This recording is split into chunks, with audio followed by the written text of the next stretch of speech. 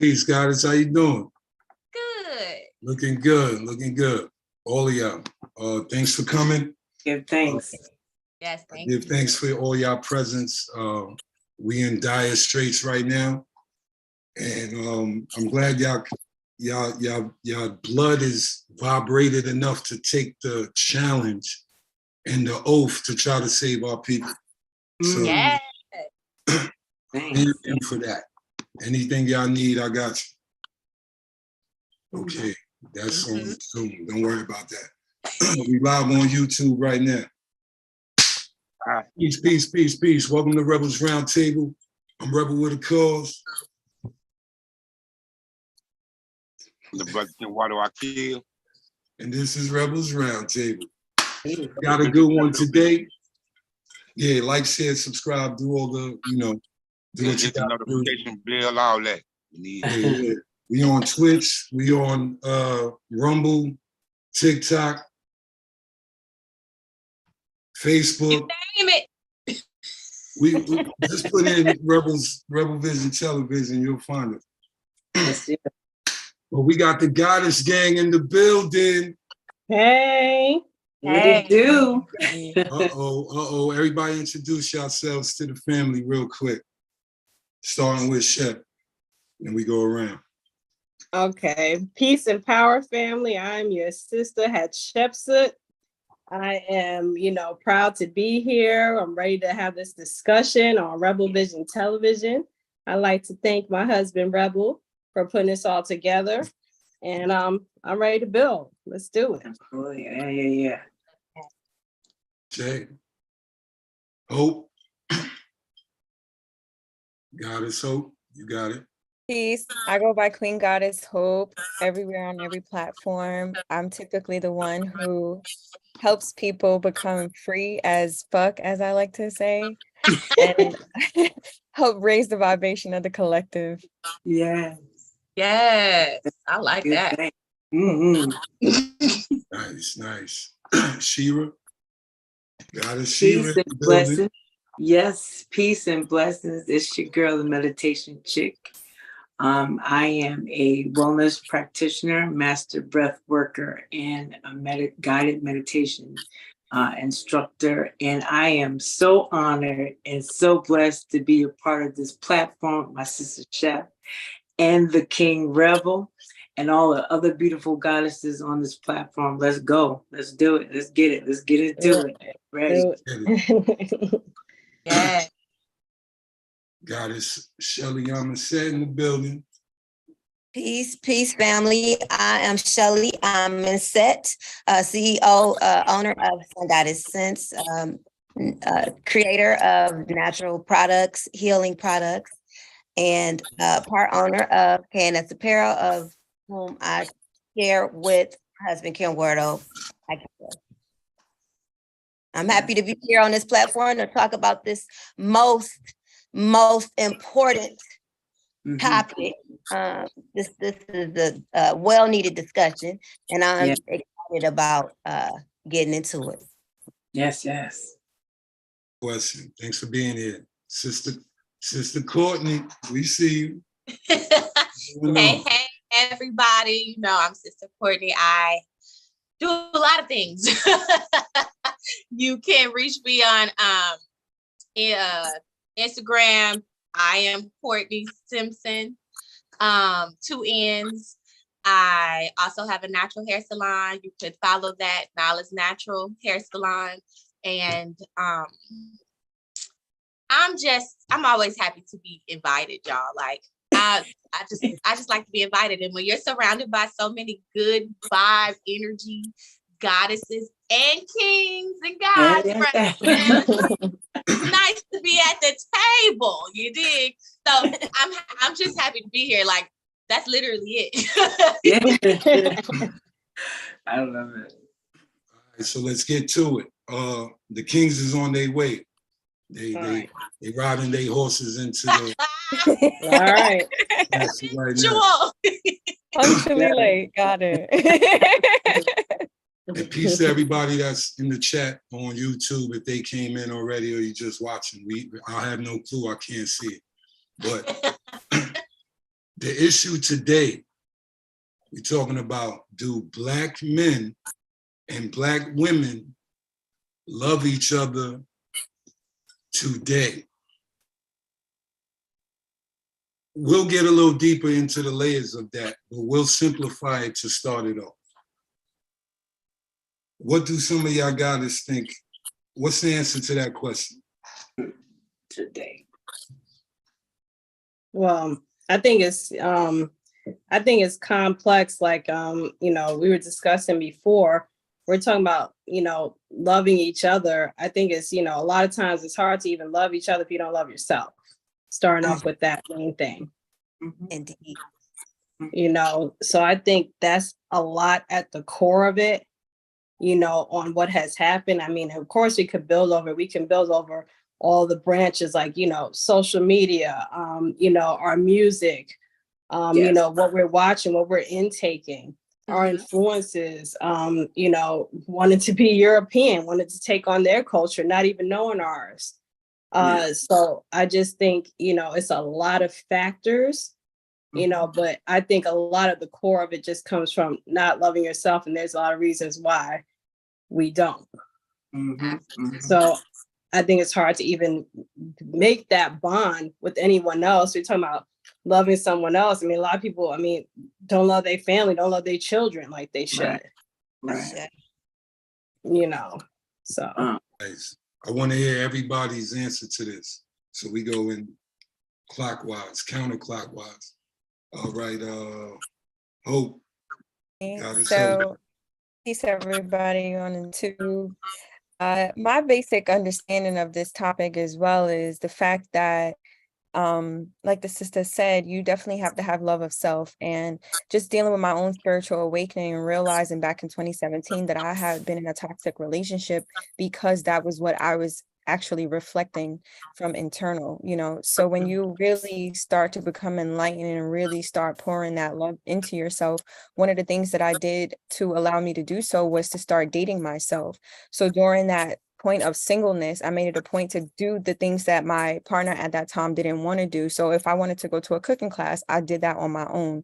If I wanted to go to a movie, I did that on my own. I made sure that I did everything that said individual didn't want to do on my own to show myself that I do love myself and that I'm worthy of these things.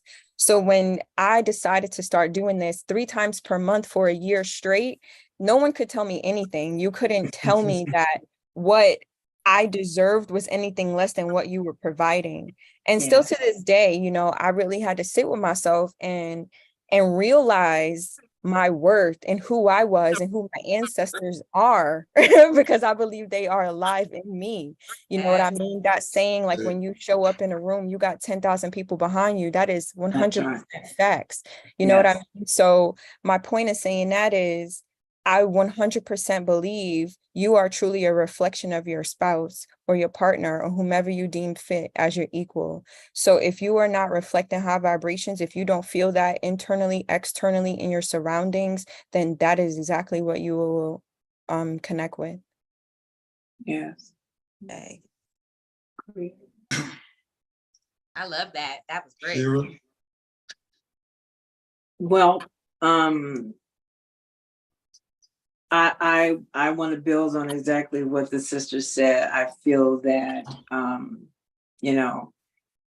if you don't know yourself, then, how could you possibly give of self to another to make one? I believe since birth, since, we are, we come through the vessel here, we are being trained and giving our identity consciously and subconsciously who we are in this world. So we never, to me, I feel like we don't get to know or tap into, the ancestral realm and who we are inherently. We're given a vision or a facade or what we're supposed to be. So we don't get to love ourselves wholly until we become, some become aware as they get older, some do not, you know. But if you have the opportunity and the blessing to become woke, if you will, you know, using that word, and to get to know ourselves and love on ourselves, then of course we can give to our partner. Do I believe the Black and the man and the woman love each other now?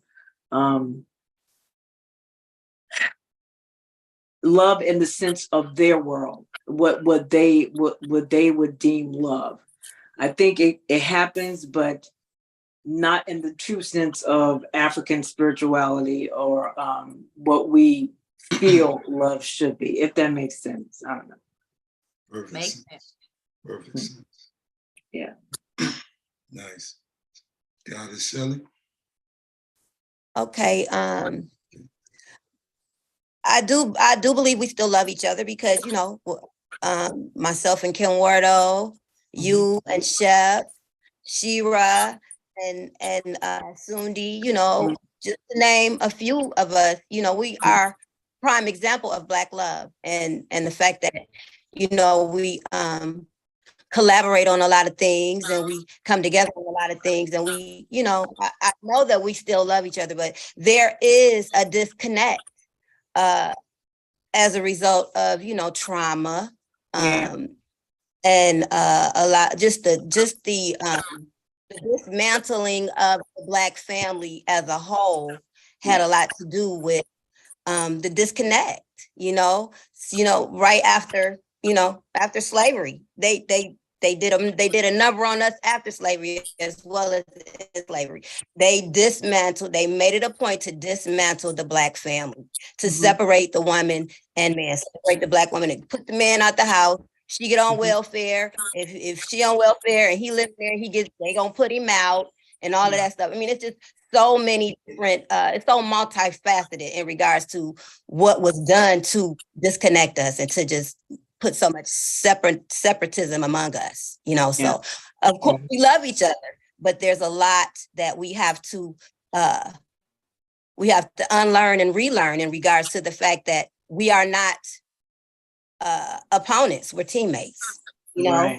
And society has this has social media. It's just really messing the game up. Relationship with the Black man, the Black woman. You know what I'm saying? So once we learn that we are teammates and not opponents, the game is gonna change for us as a whole, collectively. You know? Yeah. Like it used to compliment. Exactly. A compliment, exactly. We compliment each other. I'm his compliment, he's my compliment. You know? 50-50 love. Yeah. Yep. Not 70-30, not 60-40, like Teddy Pendergrass said. 50-50, you know.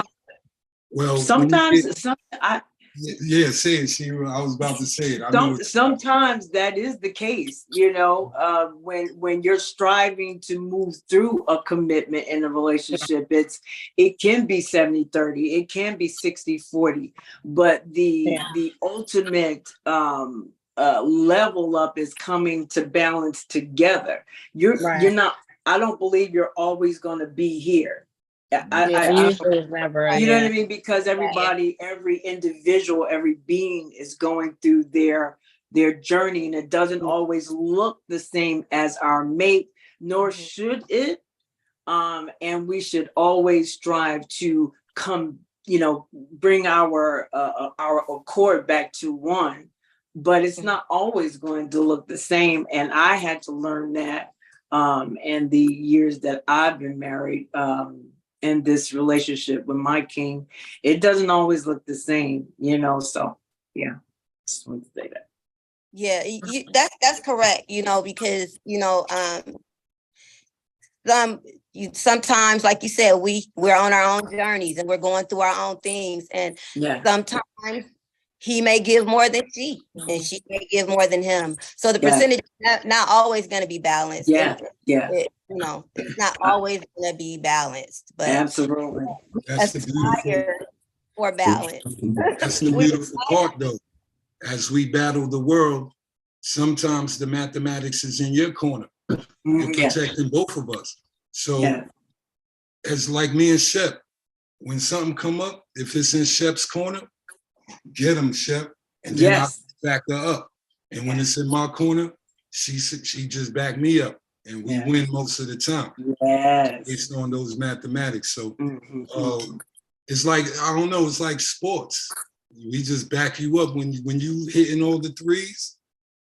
We keep giving you the ball. You know what I'm saying? So we a team, and oneness allows the 70-30, 60-40, 80-20, 49-51. Yeah. It allows it perfect symmetry. Sister Courtney, do Black men and Black women love each other? Of course we do. We've been fighting to be together for a very long time. Right now, what I like to say, what type of love we're in right now is toxic love. We have so many different things going on within ourselves, but we want each other, but we mad. We're still learning. We're still, there's no grace given. As you guys said, there's not an understanding that there is going to be an influx of who's going to do more, because there's going to be a person who understands the task better, or who's better equipped for the task. But if you guys have the same task, it doesn't matter who's better. Like you said, you're not opponents, you are a teammate. In understanding what your position is at that time, which will always change, is the most important part.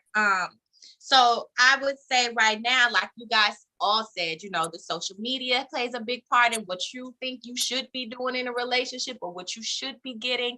And we all know it's not a real world. So the fact that everybody is just kind of on there like, oh, well, they this, they that, and half the people ain't even together. They're just taking pictures together. And then they go on their separate ways. Okay, they took a good picture, good video. Y'all stand right here, smile.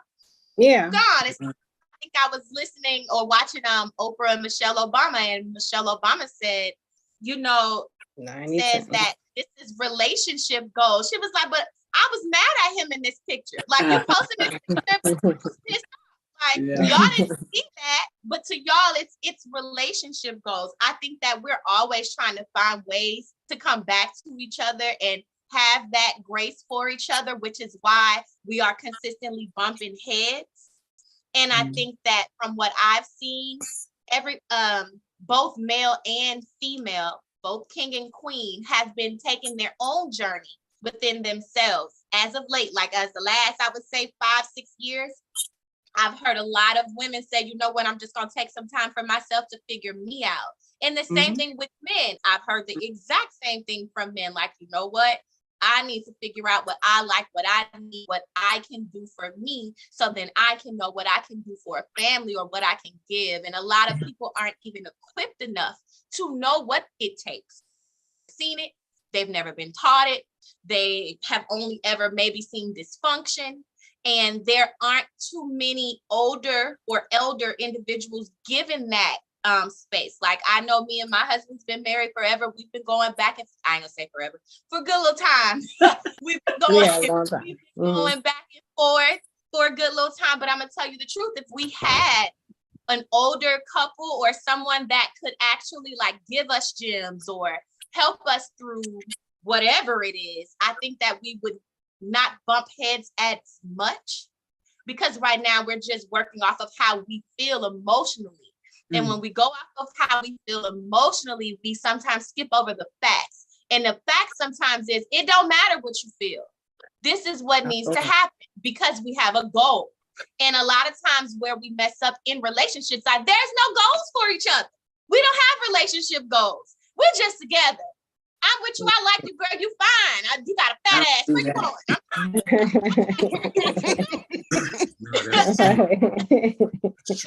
There's no real goals. So I see that a little more now. As women, we've always kind of been in our own lane. Black women, I don't say women, Black women have always kind of been in our own lane when it comes to how we work, how we get things done, who comes to us. Everybody comes to us.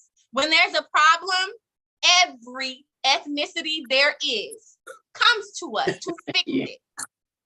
But when we need some help, they like, nah, y'all just some niggas over there. We don't know what y'all need. I don't know. I'm not helping. Mm-hmm. They really don't know how to help us, because how do you help the person with all the answers? Come on. How do you help the individuals who do everything? What do you do? How I know if my mom needed help, I'm still gonna ask her what she needs.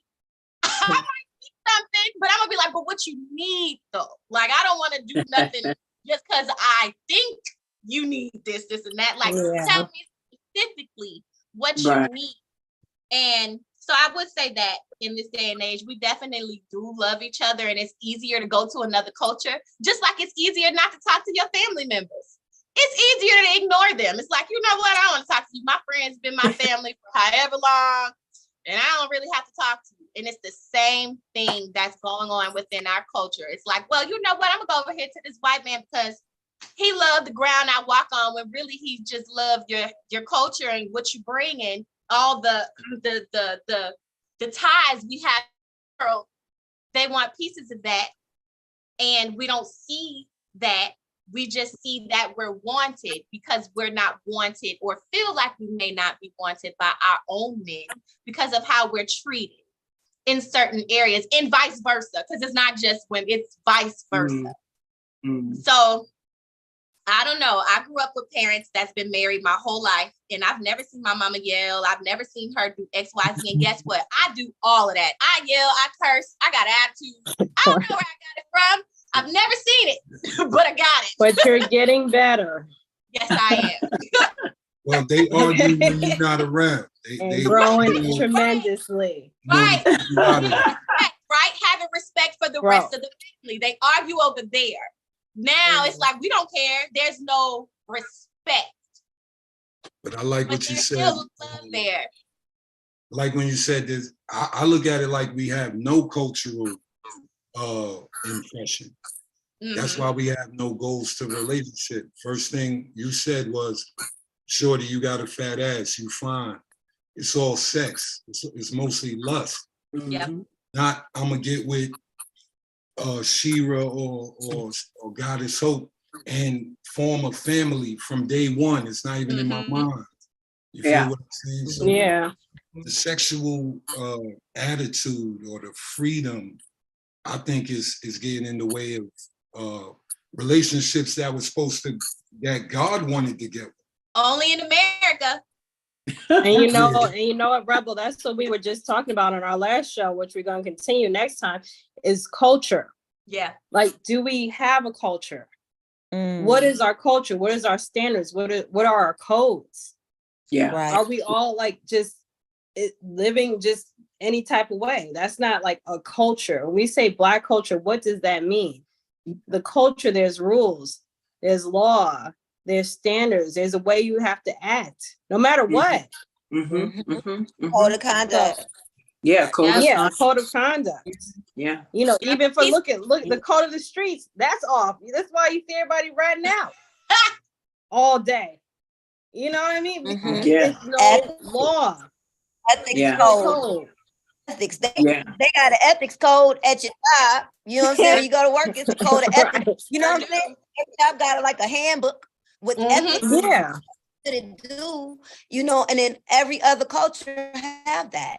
You know, Italians have it, Irish have it, you know, they have a code of conduct among them. And we don't have that. We lack that. We lack more. We lack a lot. Hey, I can grab the mic. I'm sorry, sister. You was talking. No worries. I was just gonna say, you know, as you guys are you sisters, I'm sorry, are speaking there in my relationship with my husband, he had 21 codes that I had to, when we met, I was like, what? No, I'm not doing that. I'd love to see her face at that. You know, being that independent woman, you know, that's where I was coming from. I was like, you got to be crazy. But you know, when we got to the end of the 21 codes, it was like, you know, the law was all of these are subject to change depending on the person. I had already, you know what I mean, looked at it, I was like, okay, well, I do this, I do that. But even now, like he threw that away, but now we have codes and we have laws and things that are in place in our relationship so that we are conducting ourselves so that our grandchildren and our children see us a certain, you know, and behaving in a certain way. You know what I'm saying?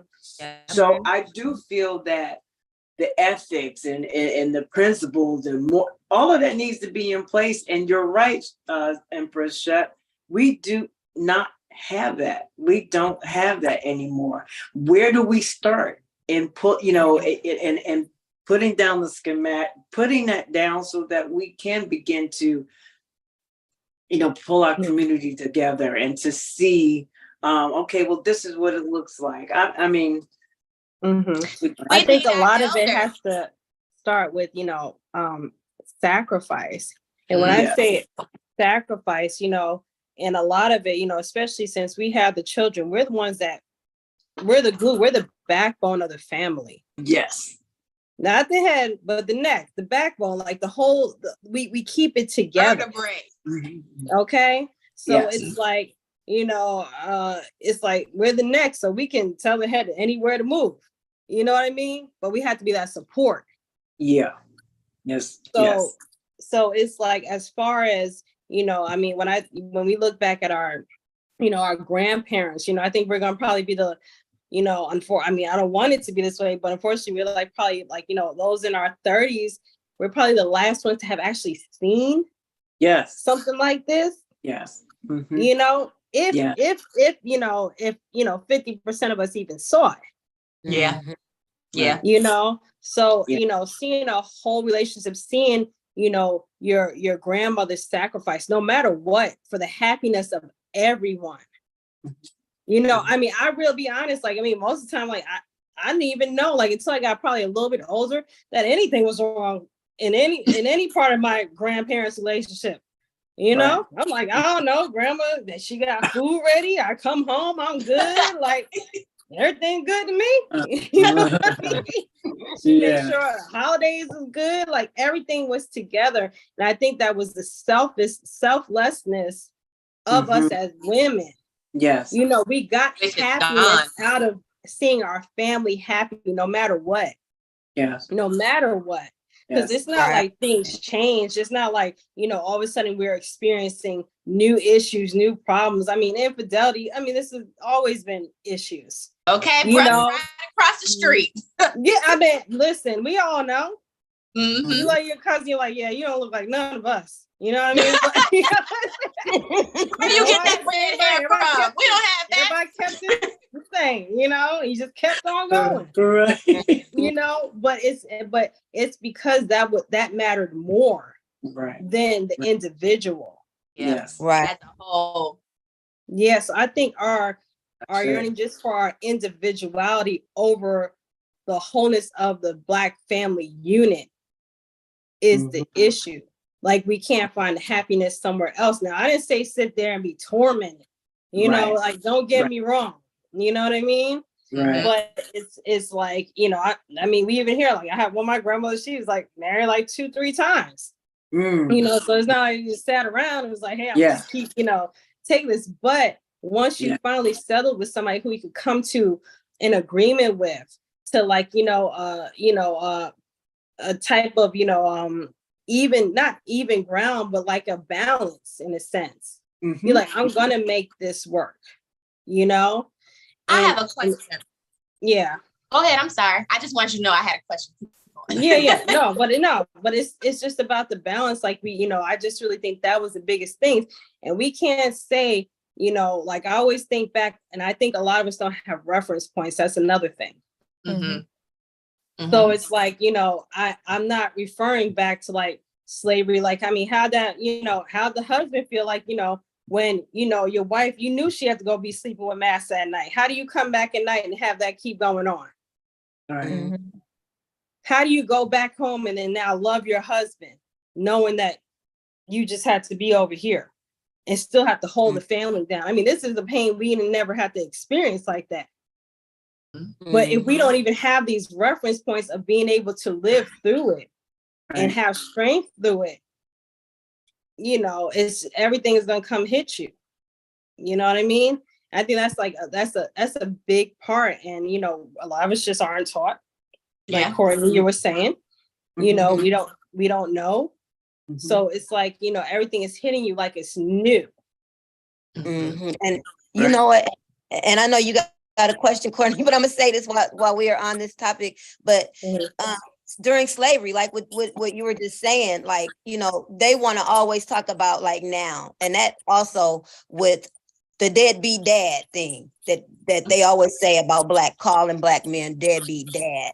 You know what I'm saying? And that has a lot that breaks up a lot of relationships too. But when did he have a chance to be a dad in slavery? As soon as he had a baby, they sold him down the river, or they sold the baby off, or they sold the mama off. They separate him as soon as they had a baby. He couldn't be a father in slavery. So when did he have a chance?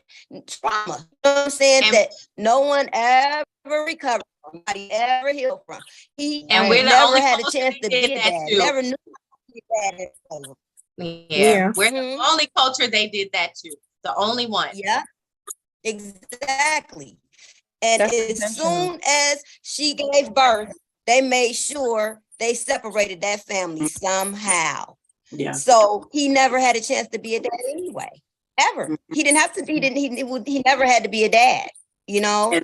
And we never even reflect back to that as why we have the generational curses of men not wanting to be there for their, or just can't emotionally disconnected. You know what I'm saying? Because they know nothing about being fathers. You know, never really healed from that trauma of not ever, you know, being able to be around their child.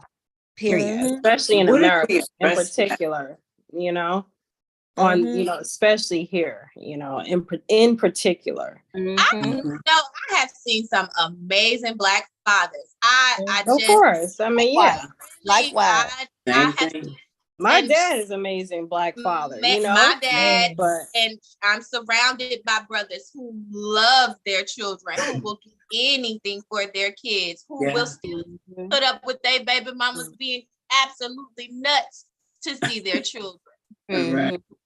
But they try to bring us down every chance we get. Like, you know, like I said, my dad was an amazing father, but they try to bring that whole, and we were just talking about this last time. We talked about, you know, the difference between, you know, the North and the South, like what we saw in New York. And I know Queen Goddess Hope, you could speak on this because you're from New York, you know? So it's like, you know, when they, you know, flooded all New York, especially the 80s, 70s, flooded our, you know, like the whole black community, especially our men, with the drugs, the crack, the heroin, depleted and the what trust. it did. Absolutely. I always speak on that. Before God is so taken. Go ahead, sister. So do you goddesses recognize your responsibility?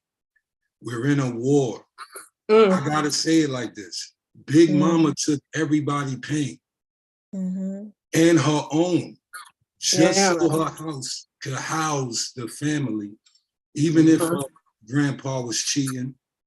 Don't look at it like I'm going across the street right in front of you. But when you find out the pattern, do you think of your grandkids? Do you think of your own son? Do you think of your own daughter? The power you guys have is to be able to hold the pain. That's what that's what separates today's woman from the old school woman, because she held the pain till she died for the benefit of everybody else. Look what's behind all Goddess Hope. Y'all are the earth. What does the earth get from everybody walking on? Building bridges, building buildings, swimming in the water. What does the earth get out of the enjoyment of humans enjoying the earth?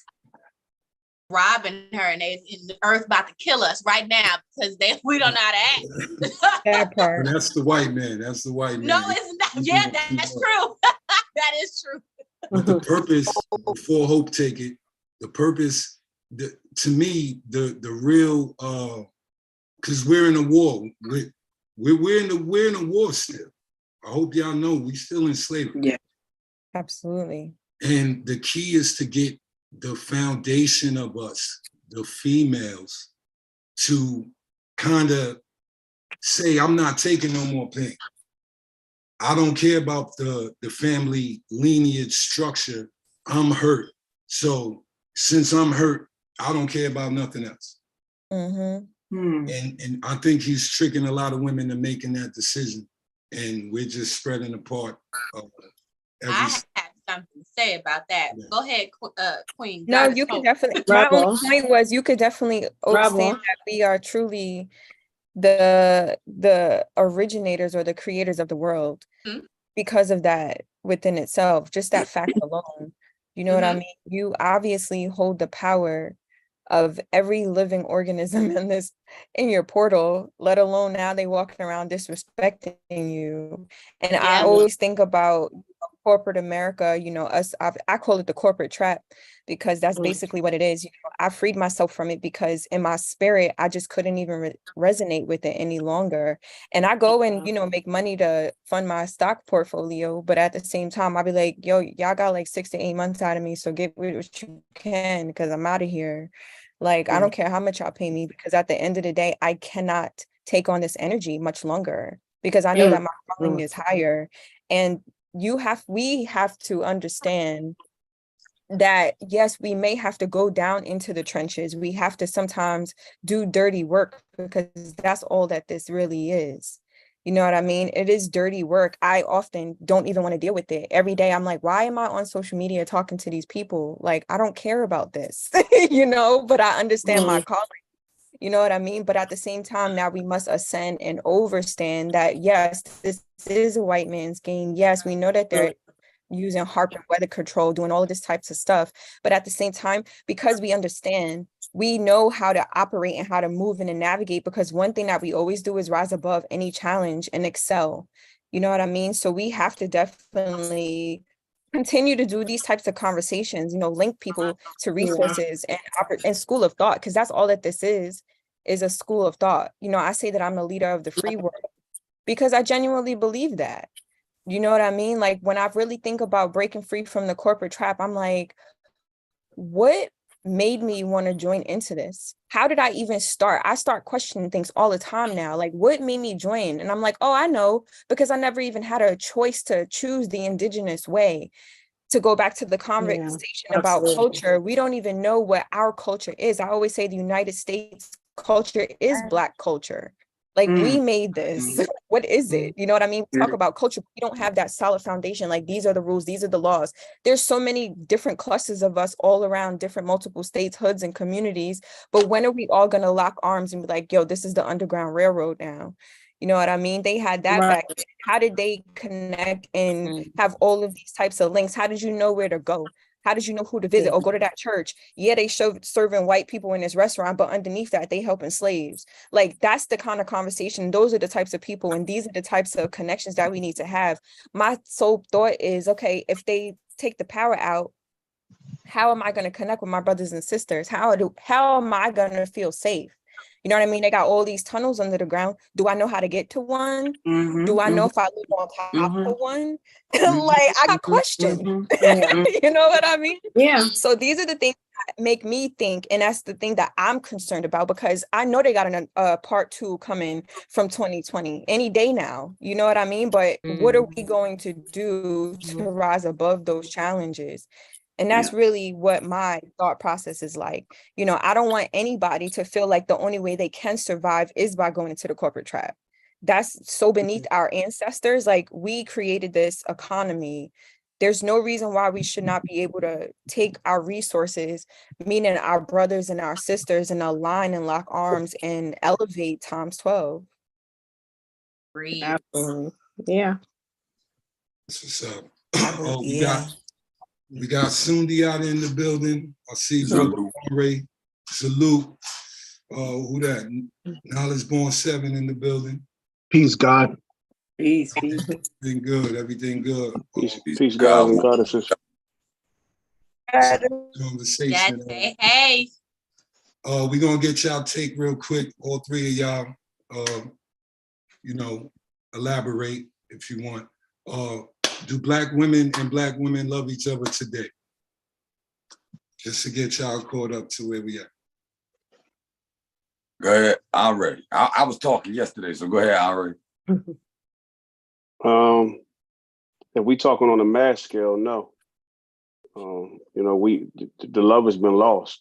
Those of us who know better, those of us who are awakened, and I'm cautious how I use the word awaken and conscious and all that. But those of us who have right knowledge of self, and know who the devil is, you know what I mean? We love our Black women, and we know that our Black women and those Black women like that y'all represent that's on this thread right now, because I've been listening to y'all for a minute and I listened to y'all yesterday. Yeah, we love each other, but the masses of our people are lost. The masses of our people are misled purposely, intentionally, and they fell for a trap, and they fell for the scam, for the trick. So no, the masses of us don't love each other, and this division is intentional. Yeah. I agree. Yeah. I don't really think that love has ever been for us. That's Disney. Love has never been for us. We've always had loyalty and respect within our community and within our homes.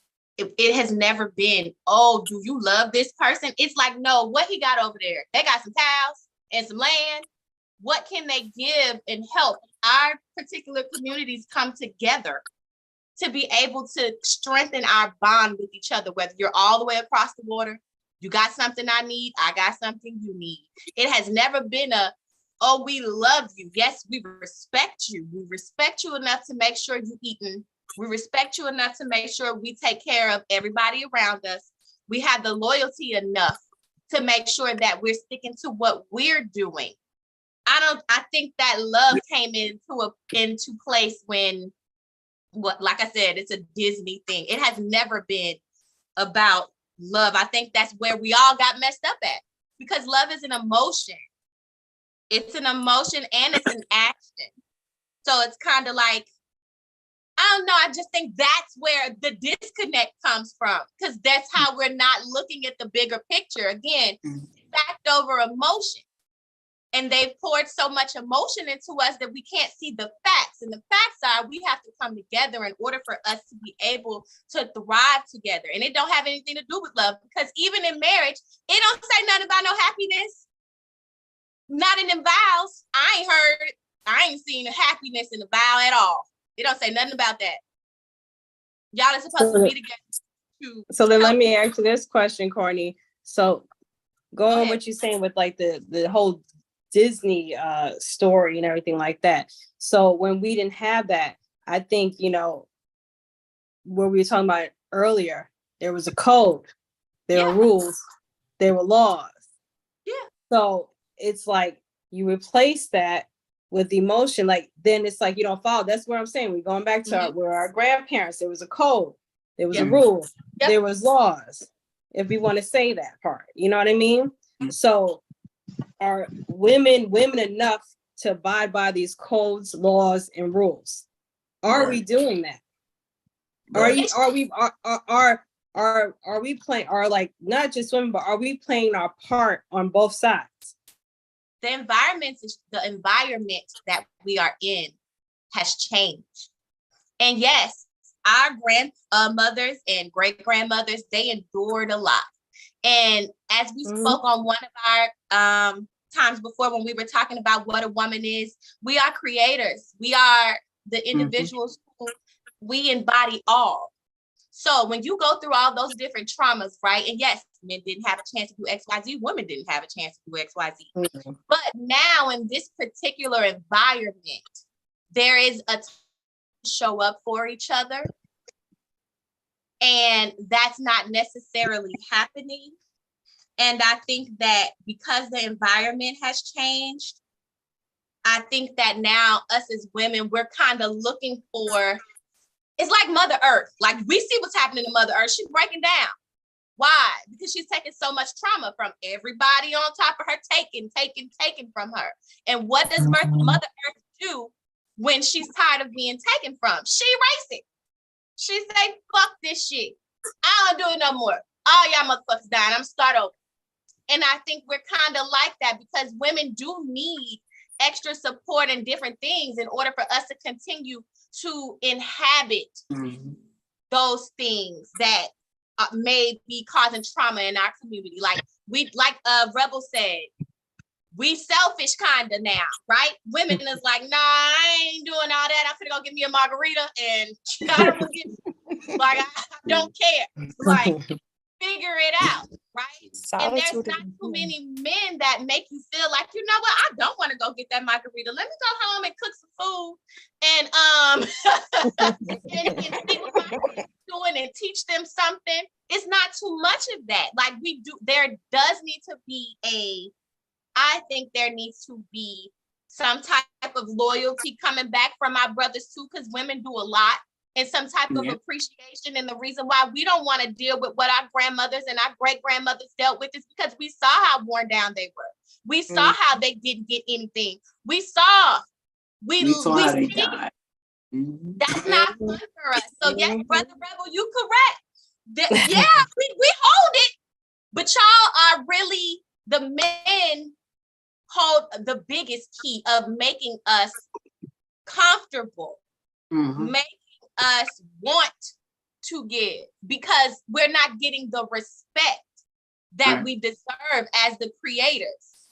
I say. I'd like to add, we need I love your answer too. We need a redefinition of love. Yes. Like I came up understanding God is love. And so if you recognize the God in you, then you can push and promote the God in her. And then it starts to connect again. Like your left and your right side of the brain, what we were saying yesterday. You start to have that connect. But we are in a war. And the brothers ain't fighting the war.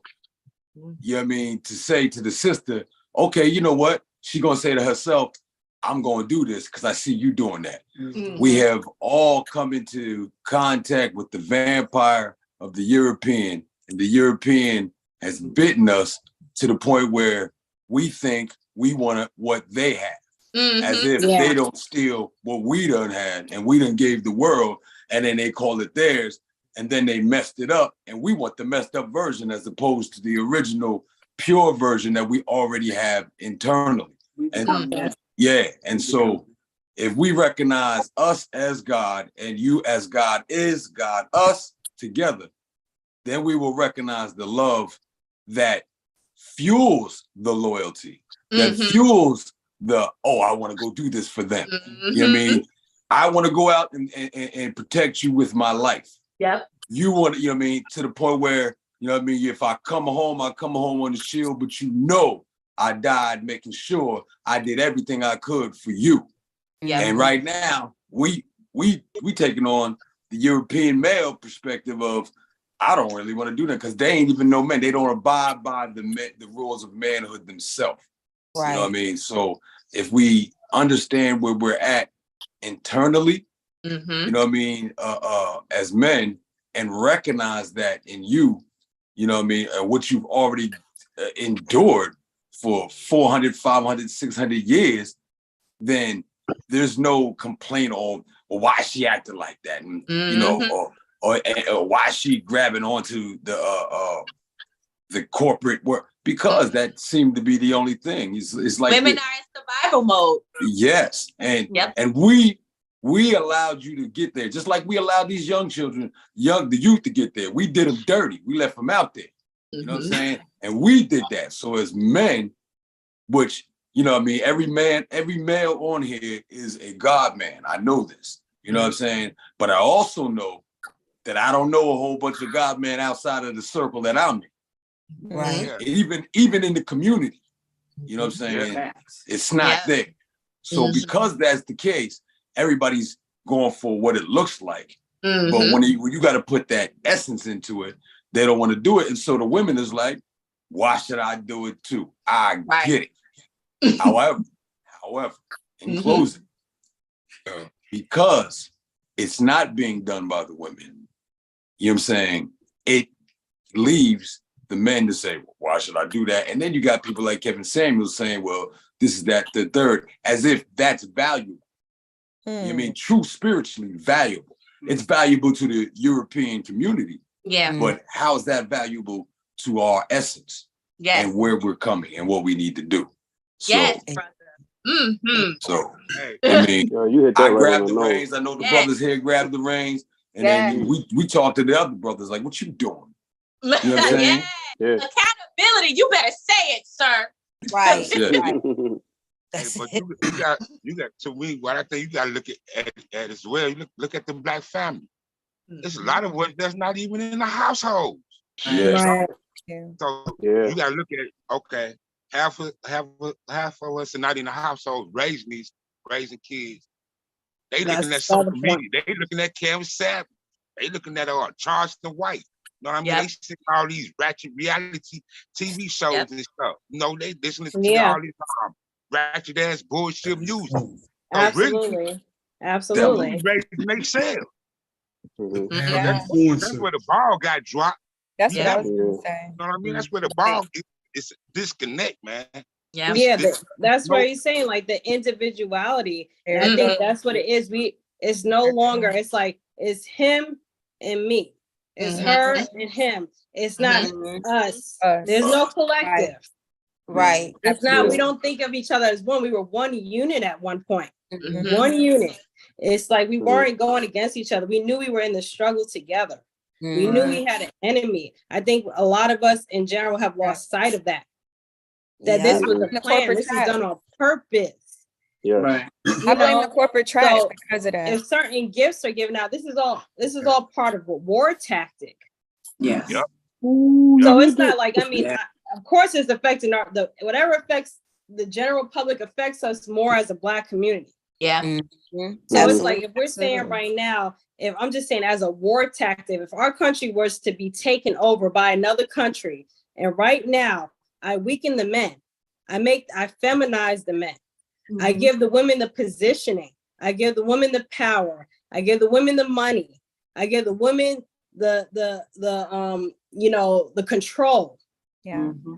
I can easily attack. It's easy. It's easy. The men gonna be too weak to even fight it. They gonna ask us what to do. Yeah, and then guess what? And then the men on the other side of the war that are planning on us are going to win. So it's like, we're not looking at this. I mean, in my perspective, we're not looking at this as a tactic to bring us down. Yeah. It's like we're very insular. It's very individualistic. Yeah. So I hear, like, I agree with the talk points. I hear what everybody's saying, but it's like at one point, when Black women, it's like right now, if we say a lot of the Black men are at the households, then what's wrong with the kids? Right. No, I'm just saying, if it's like, if we're just, the greatest leaders, you know what I'm saying? If we're just so much better, and now that we've been given this position, if it's so much better without the men being in here, whether it be because of usually it's economics right now, majority of it is, so if we're talking about the economic part, what about like when the men were leading and we didn't have the economics? Yeah. I mean, I didn't see them leave us then. I saw us 80% married. But you know So what? is it like, are we, I just want to throw the question, are we abandoning the men?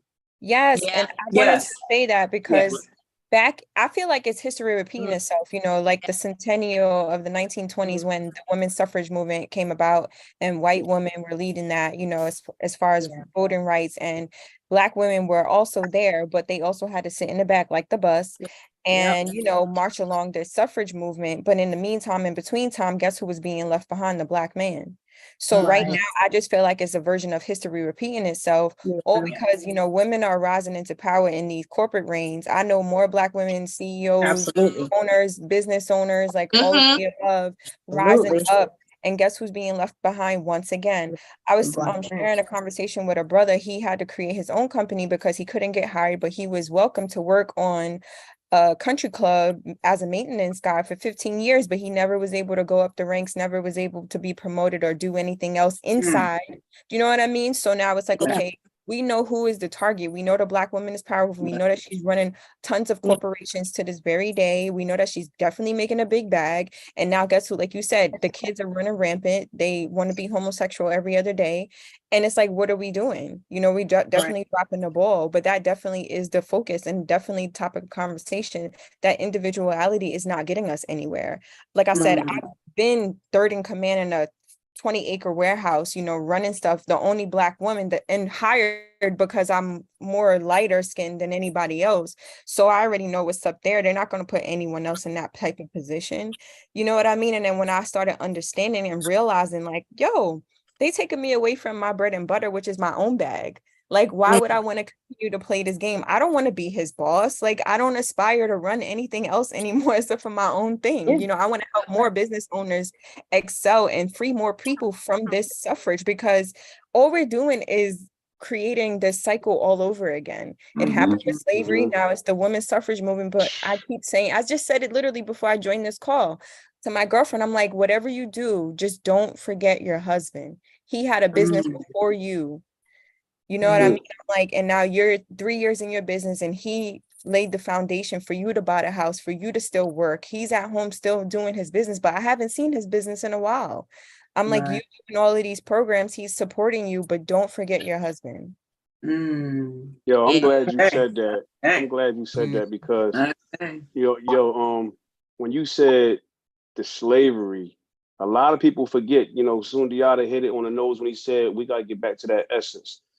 Shep said it when she said she hit it on the nose when she said basically that, you know what I mean, it's these are tactics of war. And they started this didn't start just happening, should I say, during the welfare era when they wanted the man out of the house. This started back in slavery. You know what I'm saying? They wanted the man taken out of the house. They broke up the families on purpose, intentionally. They split up the villages. They separated the languages so we couldn't communicate with each other. So when you take people away from the family unit, which is a whole, you take us away from the whole, we become unwhole. You know what I'm saying?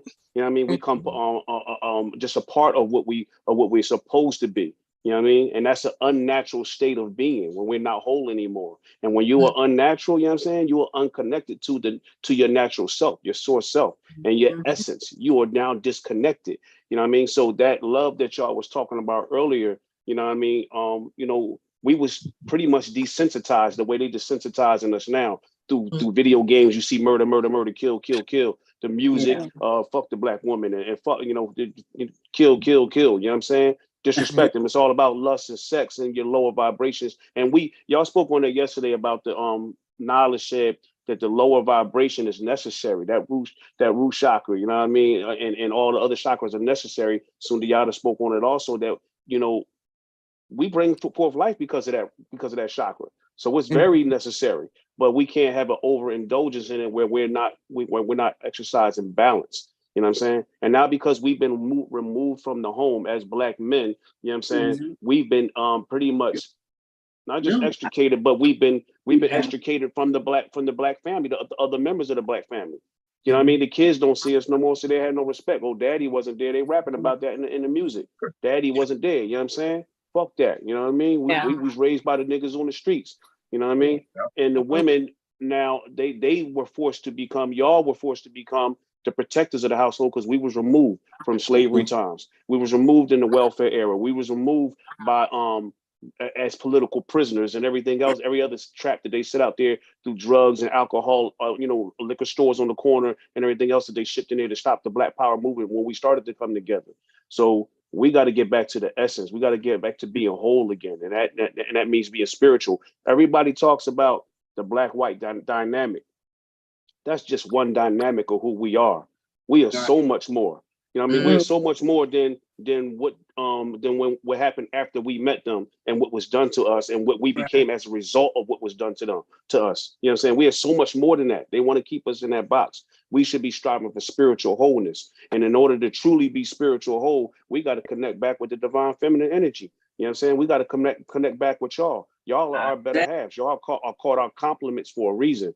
And we are y'all's for a reason. We can't be, ain't no life that it can be brought into existence without y'all. Y'all are the portals. You know what I'm saying? And of course, we help make that life, but nothing can come into this earth without y'all bringing it into this existence. And not only are y'all the portals, y'all are the nourishers inside the womb and outside of the womb. You know what I'm saying? How do you disrespect that? How do you not know that that's God? You know what I'm saying? Right. And once we come back to really knowing what that is, those of us who truly know, you know what I mean, then we can get back to being on the road to being whole again, reconnecting, you know what I mean, and repairing what was damaged and broken and severed. You know what I'm saying? So we got to get back spiritually. We got to tune back in. You know what I mean? Can I add to the fact that in the Netchers, there was always couples. Yes, it wasn't just one, and it wasn't just one. It was always a team. And this is the essence, the balance that we need, whether it's physically in the brain or it's physically in your partnership or, you know what I mean, whatever it may be. Physically, even if we're not intimate with each other, we have to recognize in this war and battle, we are partners. And if I'm swinging the sword and you patching this up, you know what I'm saying, then I got to get back out there when I'm patched up, swinging that machete, because I'm still alive, and so are you, and I got to maintain that. And at the same time, you know what I mean, there's food that got to be cooked and brought out to the field, you know what I'm saying, while we doing this. And once we work as that team again, as that pair, you know what I mean, there's absolutely nothing they can do to stop us. And they're at the end of their game, which is why we're seeing so much of this right now. Yeah. You know what I mean? The separation is such a necessity because they can't stop what's about to happen. You know what I'm saying? They finna get it, and we together giving it to them. Yeah. We swing the sword. We swing the sword, and y'all hold the shield. Yes. And once in a while, we'll switch it. I'll hold the shield, and now you swing the sword. Yeah. Anything can stop us. Once we recognize that, the great duality. I love what y'all talking about. And nothing can stop us after that.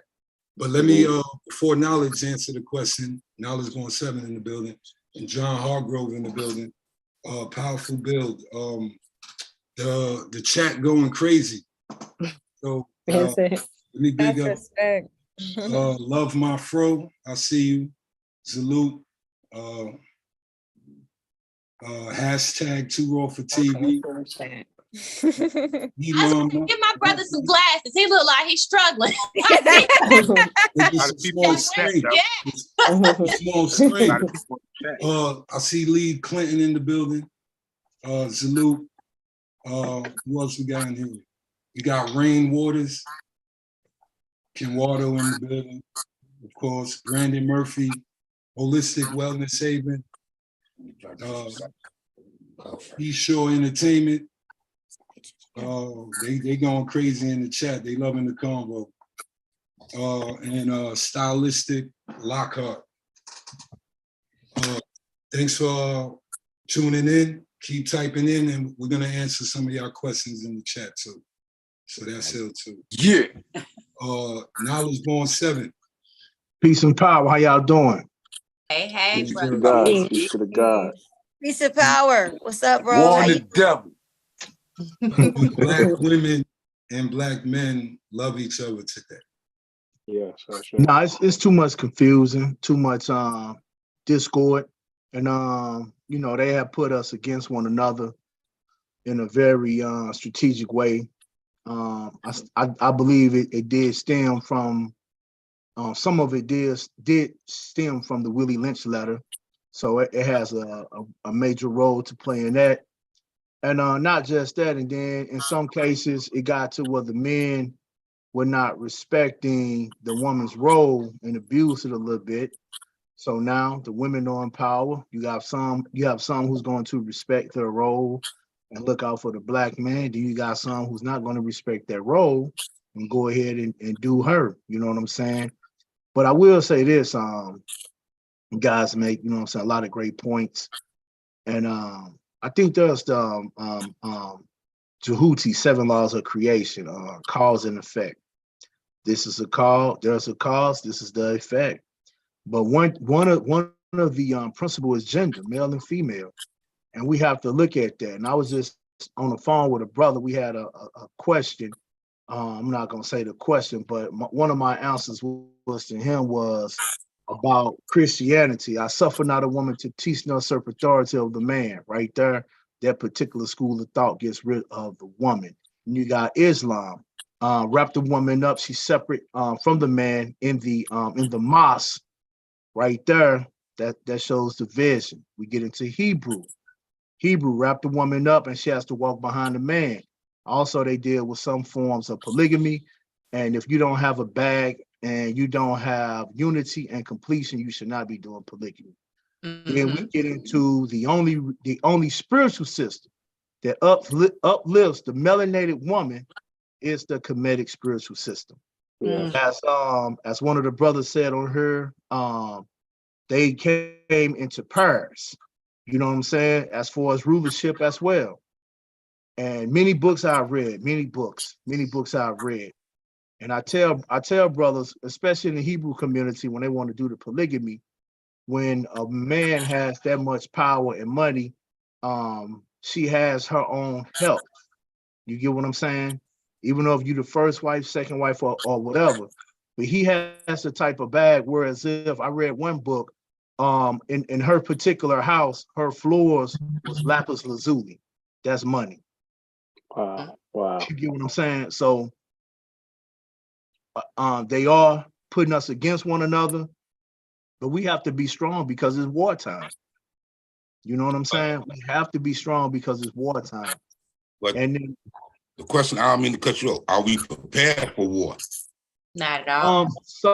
Some of us are prepared for war. A lot of us are not prepared for war because and one thing about us being couples in ancient Kemetic science, we took note to nature. We learned from nature. Me and Brother Andre speak of this all the time. And a lot of us are not ready to go out into nature. A lot of us don't know how to make a campfire. A lot of us don't know what we can use for a good tea, what we can use for a bad tea. A lot of us cannot tell time without a watch. A lot of us also need to know how, if we don't have a weapon, how to make a weapon, how to make a trap. How can we catch food? Can we fish?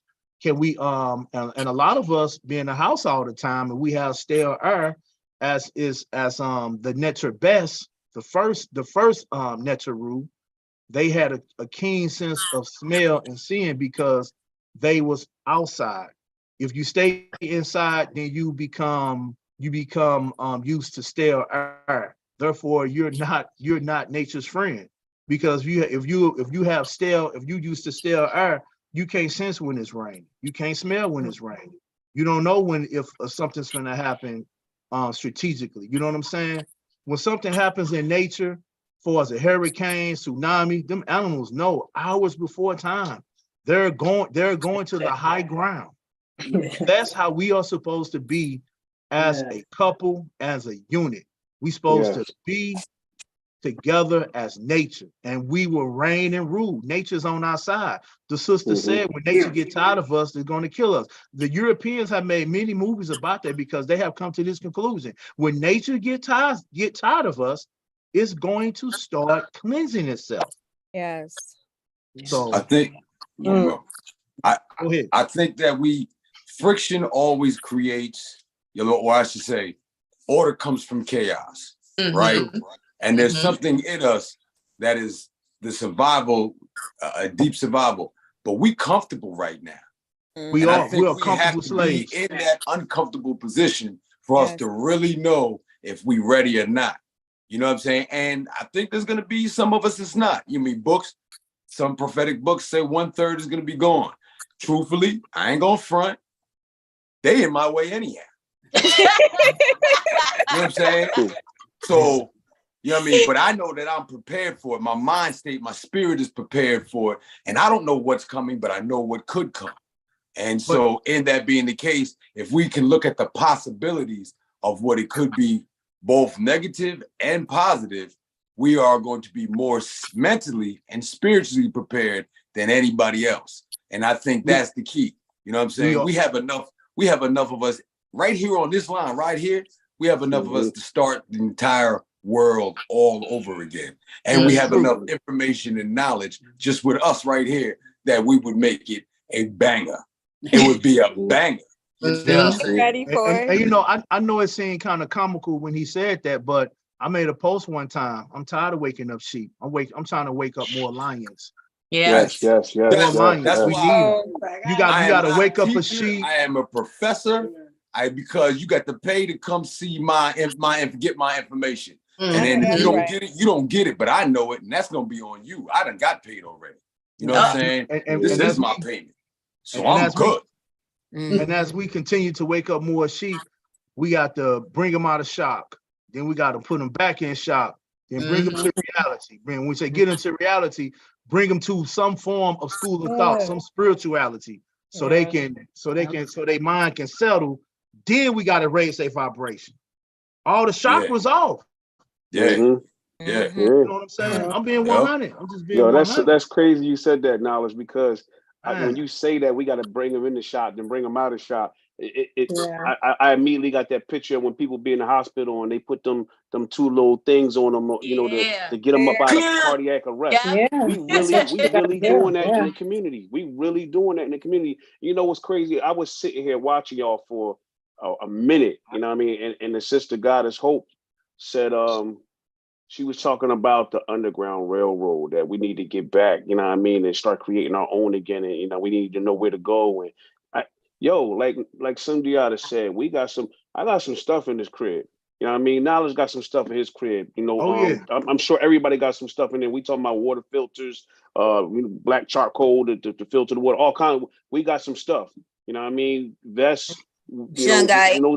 Shungite. Of course, we definitely got the crystals. The crystals is all inside our body anyway. Everything that's in the earth is in us in small trace amounts. Those crystals just amplify what we already got, those healing energies and stuff like that. But we got some stuff in here where we need to start having meetings in person where we can share information, tell people this is where you need to go, share the links, this is where you need to go to get this mask. In case they try to spread this stuff around again, and they got these people got masks that can fit your kids too. We need to share this information with each other. We need to share where to get the best water stuff that filters and filtration systems that have been proven. We need to share this information. White people share this stuff. I'll be at the stores. I went to the gun range the other day and I was grabbing some ammunition, and I heard two white dudes outside talking, you know what I mean, as I was going, taking my stuff back to the trunk of the car.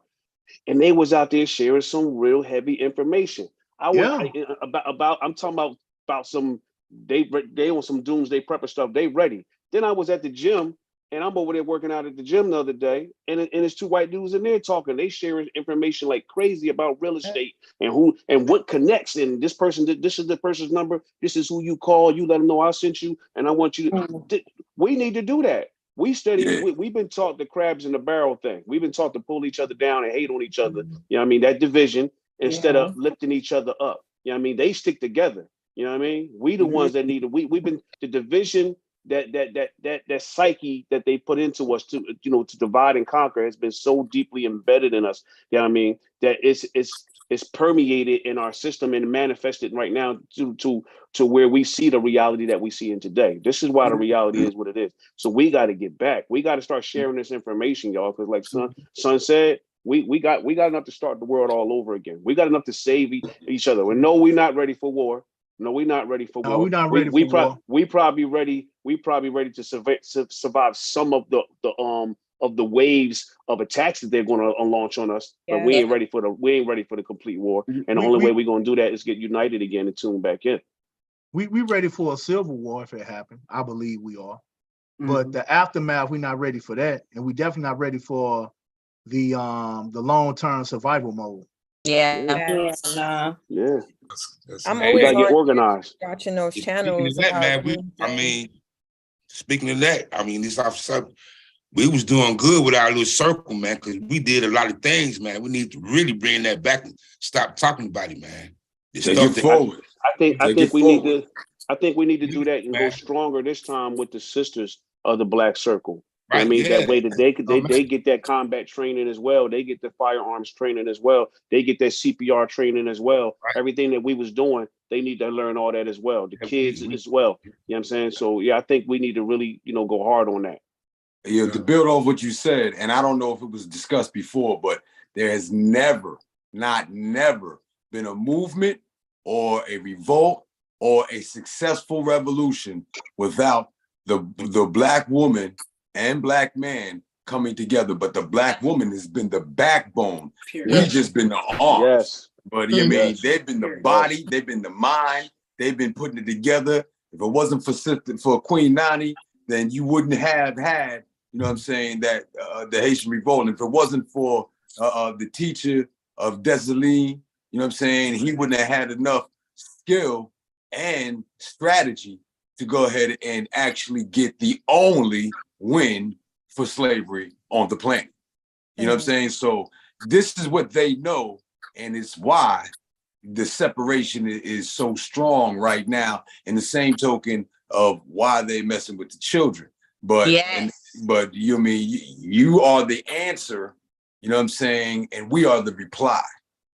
You know what I'm saying? So you can give us the answer, we're gonna take that answer and we're gonna serve them. You know what I'm saying? And that's what we're gonna do. And it's my honor just to be here right now, just to be around y'all. You know what I'm saying? Man, you ain't lying, man. I love that. Hey, Sister Courtney, I want to say to you, man, we love y'all, man. We love y'all. I know you said, on some Tina Turner stuff, what's love got to do with it? You know what I mean? But hey, man, that emotion, man, that emotion stands for that. That means energy and motion, yo. That's You know what I mean? right. We stay in motion. We can't be still. When you still, you flatline. You know what I'm saying? We stay in motion. So we supposed to have that emotion. Man, somebody mess with my son, I'm gonna get really emotional. You know what I'm saying? You know what I mean? Somebody mess with my baby, somebody mess with my wife, I'm gonna get really emotional, and it's gonna be real ugly.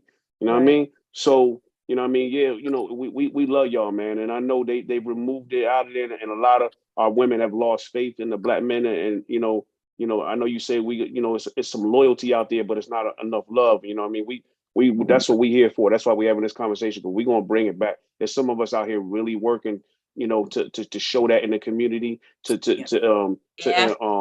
exactly, to be the example of that. And we far from perfect. Even those of us on the front lines, we far from perfect, but we working on ourselves daily, and we know it. And we need sisters like y'all that speak in the way you, Shep, and Hope are speaking, and Sister Goddess Amen Set, and the meditation chick Shira. You know what I mean? We love y'all, man. We so thankful for y'all, and I'm honored to be here. Black woman is God. I'm gonna tell you like this. My theory, this is my story, right? Women are like flags. Okay. You know what I'm saying? The men are like the flag pole. Okay. You know so sometimes the wind is blowing and they going back and forth, and they supposed to do that. You know what I mean? So we supposed to be so solid in the ground. You go ahead, babe, go ahead. Go ahead.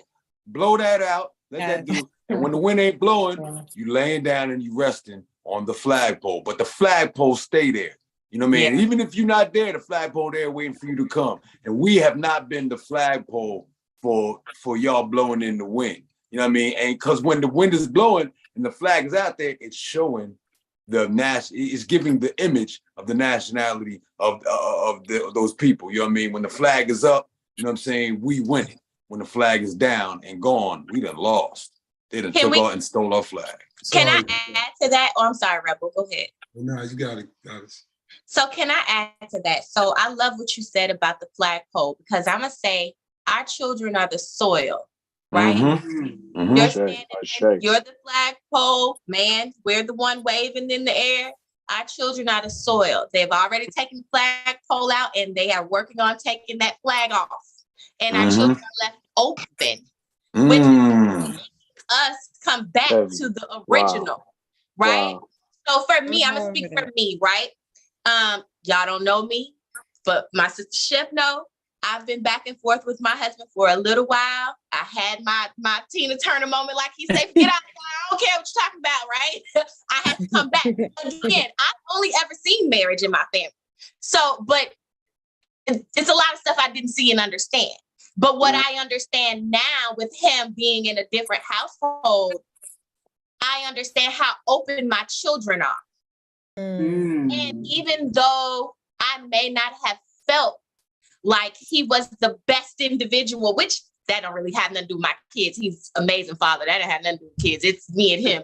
But I understand how we're supposed to come together in order to make sure we don't leave them out for just anybody to grab them, because our kids are dying at alarming rates. Yeah. I really feel like when we start to look at how they took the men out of the household, now the women, we like you guys said, we got CEOs, we got businesses, we got this, we got that, and what we don't have is time for these kids. Right. Five jobs, whether you have X, Y, Z, we don't have that. And not only don't we have time for these children, we don't have the grandparents to help us. Yeah. With these Right. So they're the only ones that are being left. And so you know what that made me do, brothers and sisters? That made me go back and look at myself to say, okay, can I give this brother some grace? Because he's never seen X, Y, Z. What is the real problem here? Right. And then what do you do when you're trying to come back together to say, okay, our family, like you guys said before, our family is the most important part. So let me see, I'm going to endure this. I'm going to forget about my selfishness over here, right? I'm going to leave that margarita at the bar, okay? I'm going to come home and figure out what I need to do for my family to get us back together in order for us to have a plan, to understand where we're going, what type of legacy or how can we help the community, whatever, so forth, right? And that's not an easy task, you guys, because I need that pole. Right. So it's like, yes, I want it in different ways. You feel me? I need that pole. You did? Right. Yeah, let it be known. That too. Amen. What do I do? How can I, like he doesn't have the surroundings that I have of love, of being even able to be in these types of realms, right? Or to have the different type of conversations, to have like, he doesn't have that extra support that I have, and I can't give it to him because that's not my place. I can only lead, or I can not even lead, suggest, right? And say, all right, babe, I think that this might be a good idea if you just go over here and do X, Y, Z. But I'm going to keep suggesting. But what happens when those suggestions are just being ignored? There's like, oh, you just left me. You don't care. Da, da, da. But it's like, I didn't. I tried. I gave you a playbook. I gave you the damn blueprint. And you just threw it in the back of your car. Yeah, what do y'all men think about that? Just don't think all men is that, though. No, I don't think all men is like that. No, just in general, as women, when you do lose, don't perceive the next guy as the last guy. I got the white lady purse snatching disease. Okay. The guy had the blue shirt on, he snatched her purse. So now everybody in blue is that guy. Yeah. Okay. So you gotta learn how to take your losses and leave them where they at. But you're still leaving them. Remember, y'all said quit leaving the brothers. Wait, no. The trauma of the loss. Got you. Okay. So open the trunk, take it back out, and put it back on the front seat. Okay. Put it back in the trunk, take it out the trunk, put it back on the back seat till he see the pattern. Got it. But I want to hear from John real quick. Yeah. John, you and IACL Division 421. Peace to the God. What a dope. Peace. What you got on the topic? I've been listening as well for a while. I wanted to agree with the sisters when she, was very optimistic about how the brothers and sisters were getting along and trying to make things work. But realistically, the more I was listening to everybody, I don't think the black man and the black woman love each other right now. And y'all touched on a lot of the reasons why I would say that. But the core thing that I didn't hear was, well, I did hear a little bit, but the self-hate. Like, Men and women don't even love themselves, so how can we really expect them to love each other? So, until we get through a lot of the trauma that we feel about ourselves through the history, I don't see any progression. And I do, I heard what the sister was saying in regards to the children. We can see the evidence of what we've done, from a parenting age. And I think the solution goes back to something else that a sister said was, and we talked about this amongst ourselves as brothers. We do have to stand up and become that protecting wall, so that our sisters have the freedom to express themselves and still be protected, respectfully. So it's a lot of selfishness, a lot of survival, a lot of competition, but there is some love out there, but that's not as much. We see more of the opposite than the cooperation. So in short, those are my comments. What are some remedies? Like, we can open the mic now, whoever want to grab it. What are some remedies to Black love? We got a lot of couples on the panel. Marriages is key. True connection is key.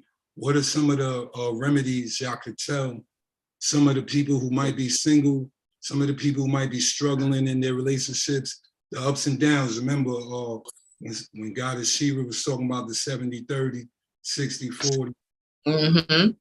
What are some remedies? Because they break up too quick today. One problem, they kind of break up. It's too many options I hear women saying they have. They just She got one. She got one on Instagram and see boys, and then that's options, and the guys do the same in reverse. So what are some remedies we could give them so they don't truly let the bridge break so fast? So I want to say, brother, I feel like in African spirituality and different sects of practice, there's the rites of passage for our children. There's rites of passage for, the young ladies, young men. What about constructing something that that is for the man and the couples, coming together, going through something, a learning process of themselves first, then together.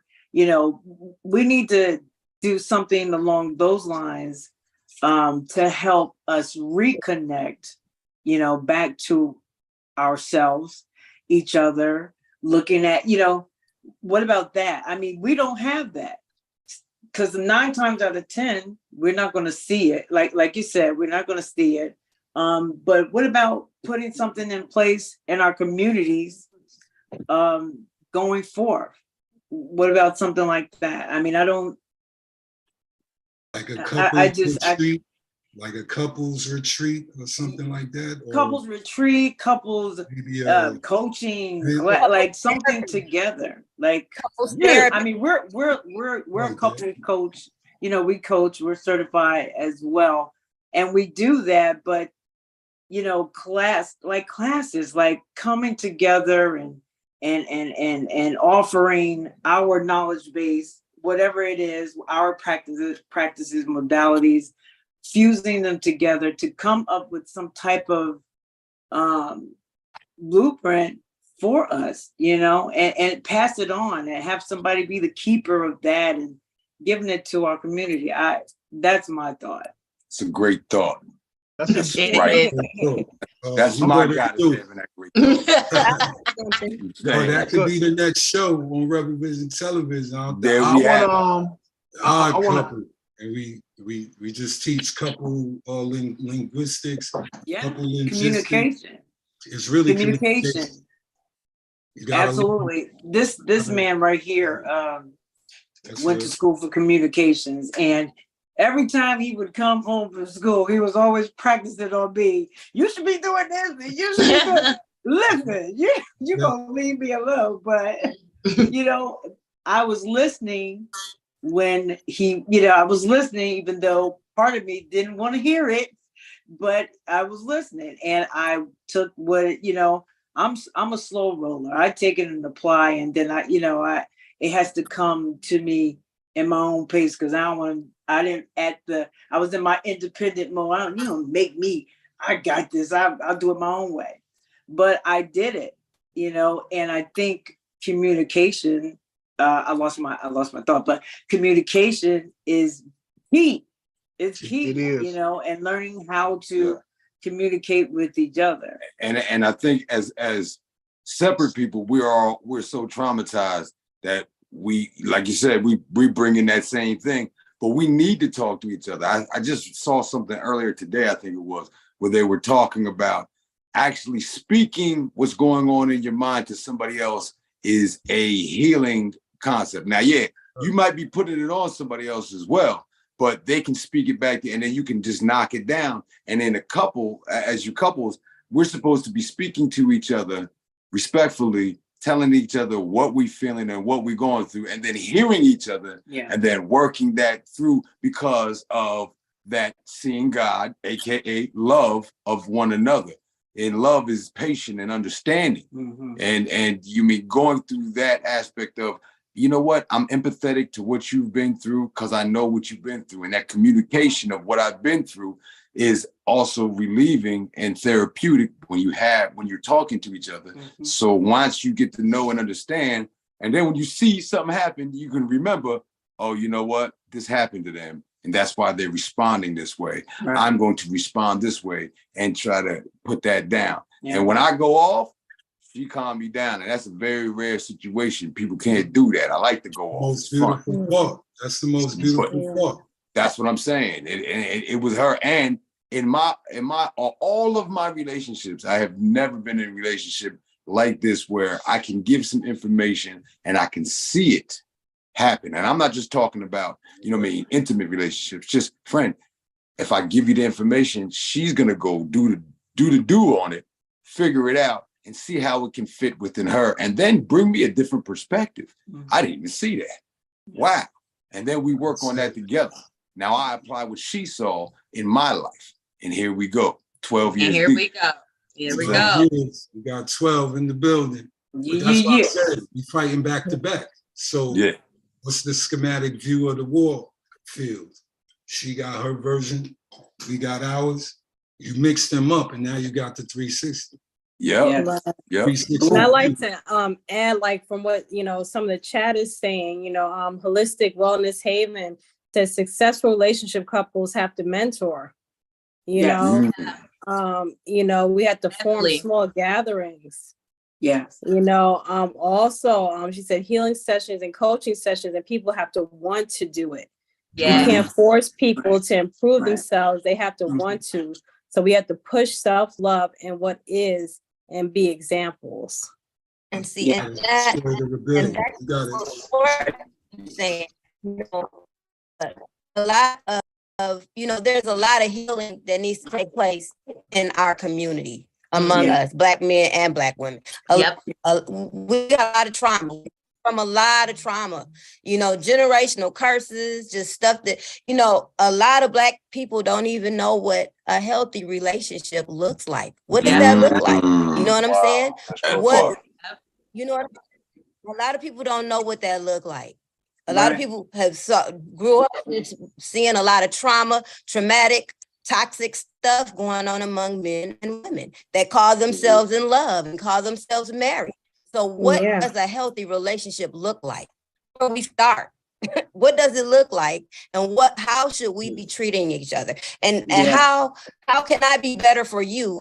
How can you be better for me? You know what I'm saying? So that we can be better together, as a unit.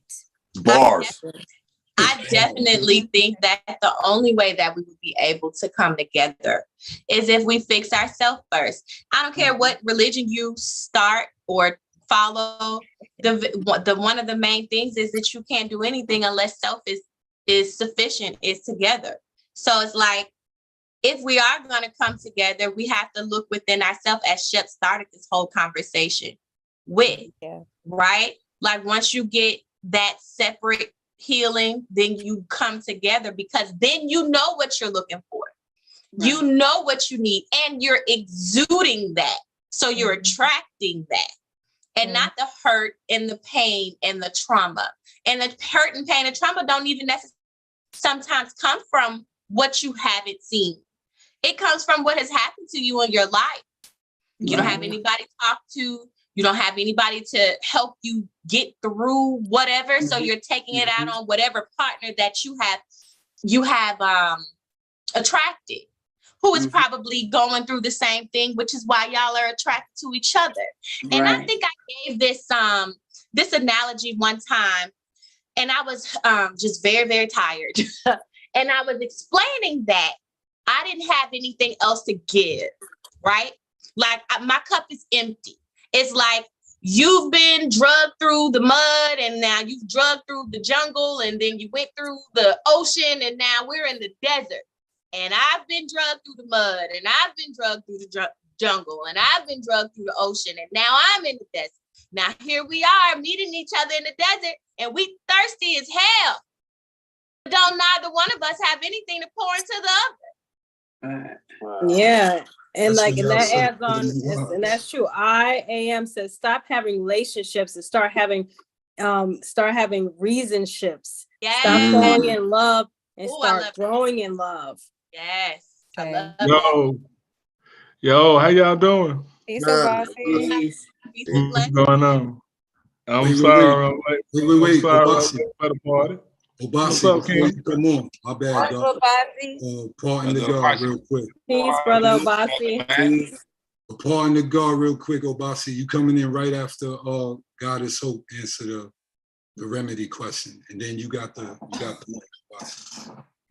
Oh, thank you for that. I was going to say, thinking about my own situation and, what I've encountered and experienced, I've come across a lot of men who have always said Black women are crazy, or, pointing the finger and saying how crazy we are. And it just made me really reflect on my own trauma and how I grew up. And I recently did a inner child therapy session on Tuesday with a practitioner, and it really encouraged me to really sit with my thoughts and myself. I had to go take a drive immediately after that, because just reflecting on age groups, starting as early as 5 years old, to age 9, and then 10 to 14, and then 15 to 18, and then to 21, and reflecting on each of those ages and thinking about your childhood, like what is reflected. And I didn't realize that I went through so much negative trauma or toxicity almost every single age group, especially during those imprinting years from 5 to 8. And then realizing like, okay, maybe we are all a little crazy. You know what I mean? We can all resonate with that energy, thinking about, I didn't grow up with a silver spoon. I definitely grew up in the P's in New York City, but thinking about the energy of a Black woman, or just a woman in general, as far as multitasking goes, you have to understand that women are generally chaotic in general. So if you can't even really think about gender roles and understand what that comes with, then how can you really love on a Black woman appropriately? You know what I mean? Like, you really have to think about what that genuinely means. So I completely forgot about what the question was, but that's really my take on it. You almost answered it, but more in the remedy source. Yeah. But from your perspective, I think you answered it. Just Lee Clinton says we can't hold power without unity. Yeah, absolutely. And I really like that point that Sister Courtney made about the desert. That was really, really powerful and enlightening. Once again, I like I said, my journey right now and just healing my community is all through, living through those inner child memories and really tapping into that healing, because a lot of us are still carrying on weight from those errors, you know, from those imprinting years. And what does that look like? You know, because for me, I experienced childhood abandonment issues. My parents were teenage parents, so their main focus was get into the bag. You know what I mean? How can I support my child? I'm a child myself, you know, and at time their parents didn't want them in the house because they were now pregnant. Whereas my teenage grandmother took in my teenage mother, you know, in my dad's house. And now she got 2 kids that got teenage kids in the house. You know what I mean? So it's like, what does that look like for me? Technically, I broke the mold. You know, I'm the generational curse breaker because I'm mid-30s with no children. Go and ahead. so on and so forth, you know, just busting down these walls pretty much. And I'm empowered by that because now I just want to teach other people. I get more DMs from people saying, hey, how did you do this? Or how did you that? What made you get in the car and just drive across the country? Because I felt like it. Like, when are you just gonna stop getting out of your own way and actively heal? Because when I realized that I couldn't heal any longer on my own, I'm like, okay, there's a stigma around therapy. I'm just gonna go because everybody hates it or is always talking about why we shouldn't do something. So I'm like, whatever is as an obstacle, I'm going to attack it head on. It didn't matter what it was. You know what I mean? My journal is damn near finished this year already, and we only in a couple of months right now. And it's just because I had to tap into that inner child healing. And I think that's really what it comes down to. We got a little too serious and forgot what it's like to be a child. Like that. Shep, got anything on that, Shep, before Basi come in? Basi can go ahead. Got it, oh. Oh, no, I mean, I think y'all probably done covered it all. I think solution, I'm gonna veg it back off the sister, and anybody that know me know I'm always gonna talk about therapy. We have to, especially as Black men, because we are the front line. So we got to get up out of our ego. In order for growth to happen, the ego must die. We must kill that.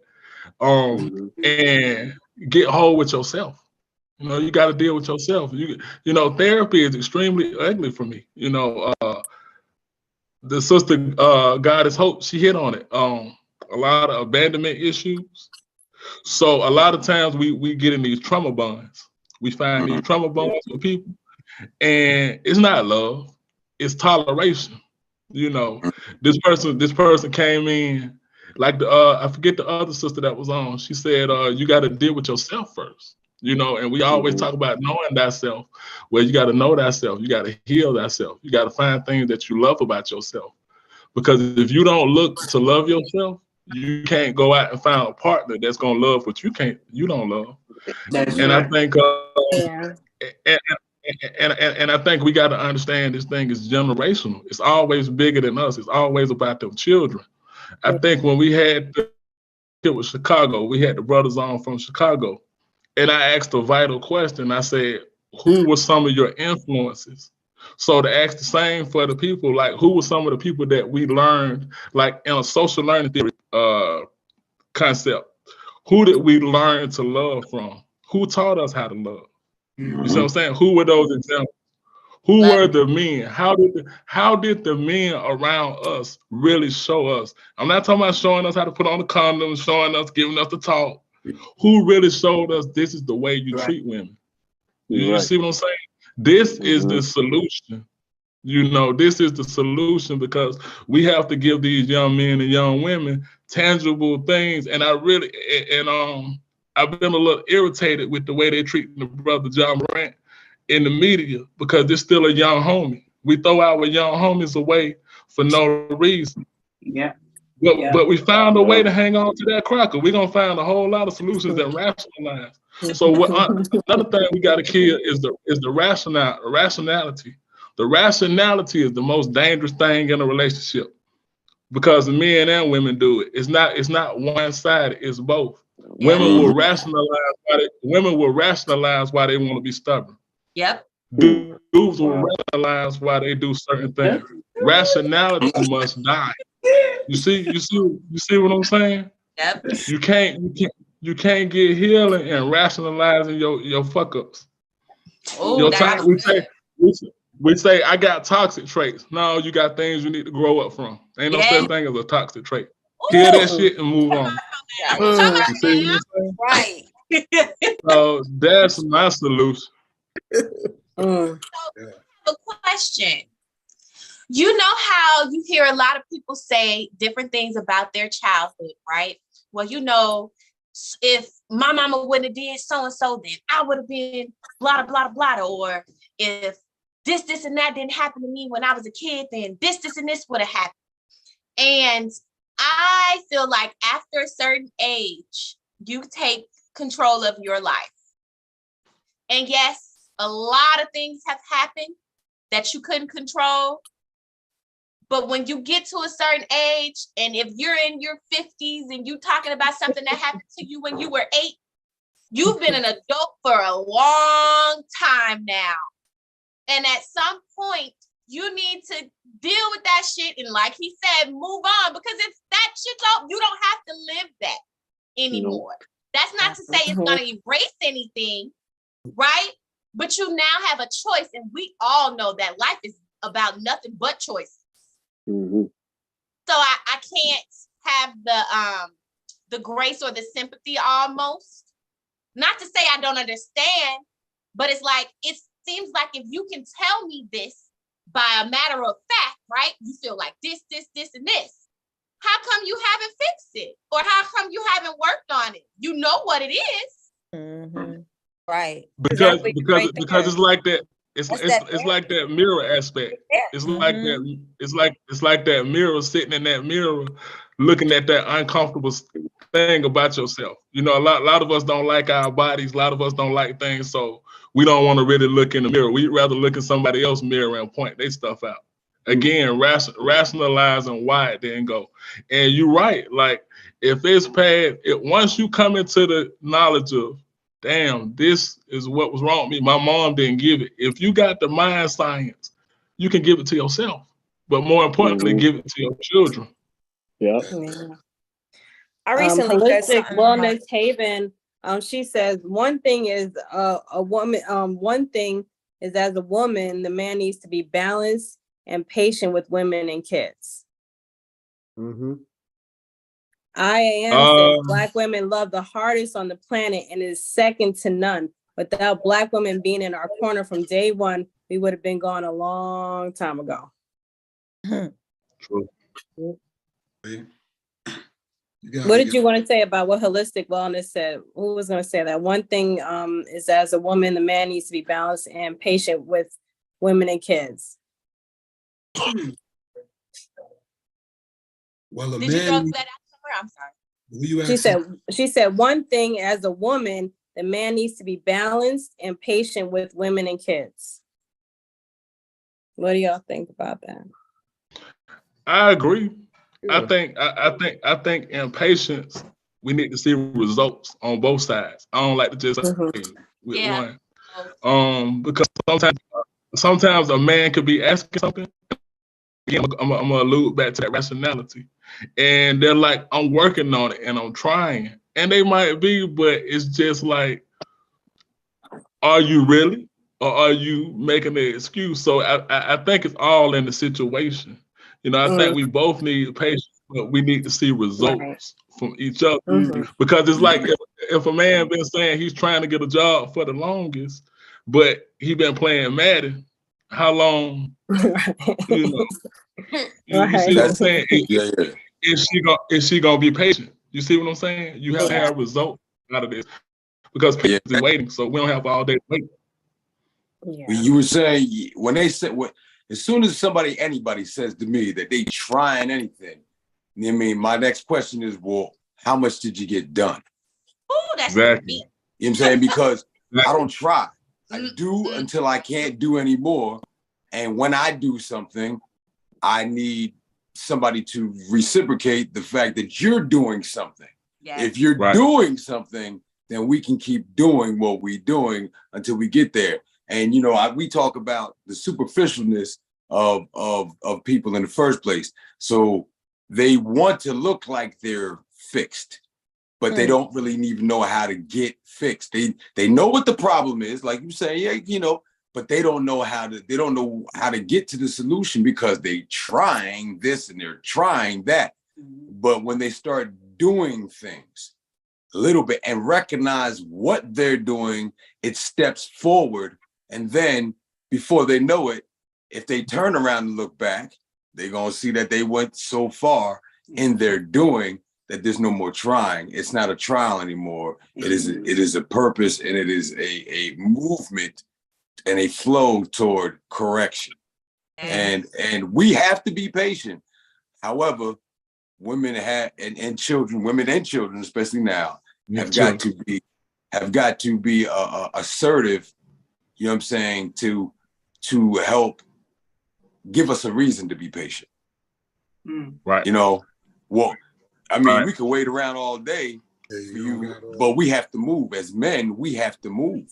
Right. And so, all right, I know you got to get it together. I'm going to go ahead, clear the way. When I come back, be ready. You know what I'm saying? Right. If you're not ready when I come back, that's a whole different story now. How do we handle that?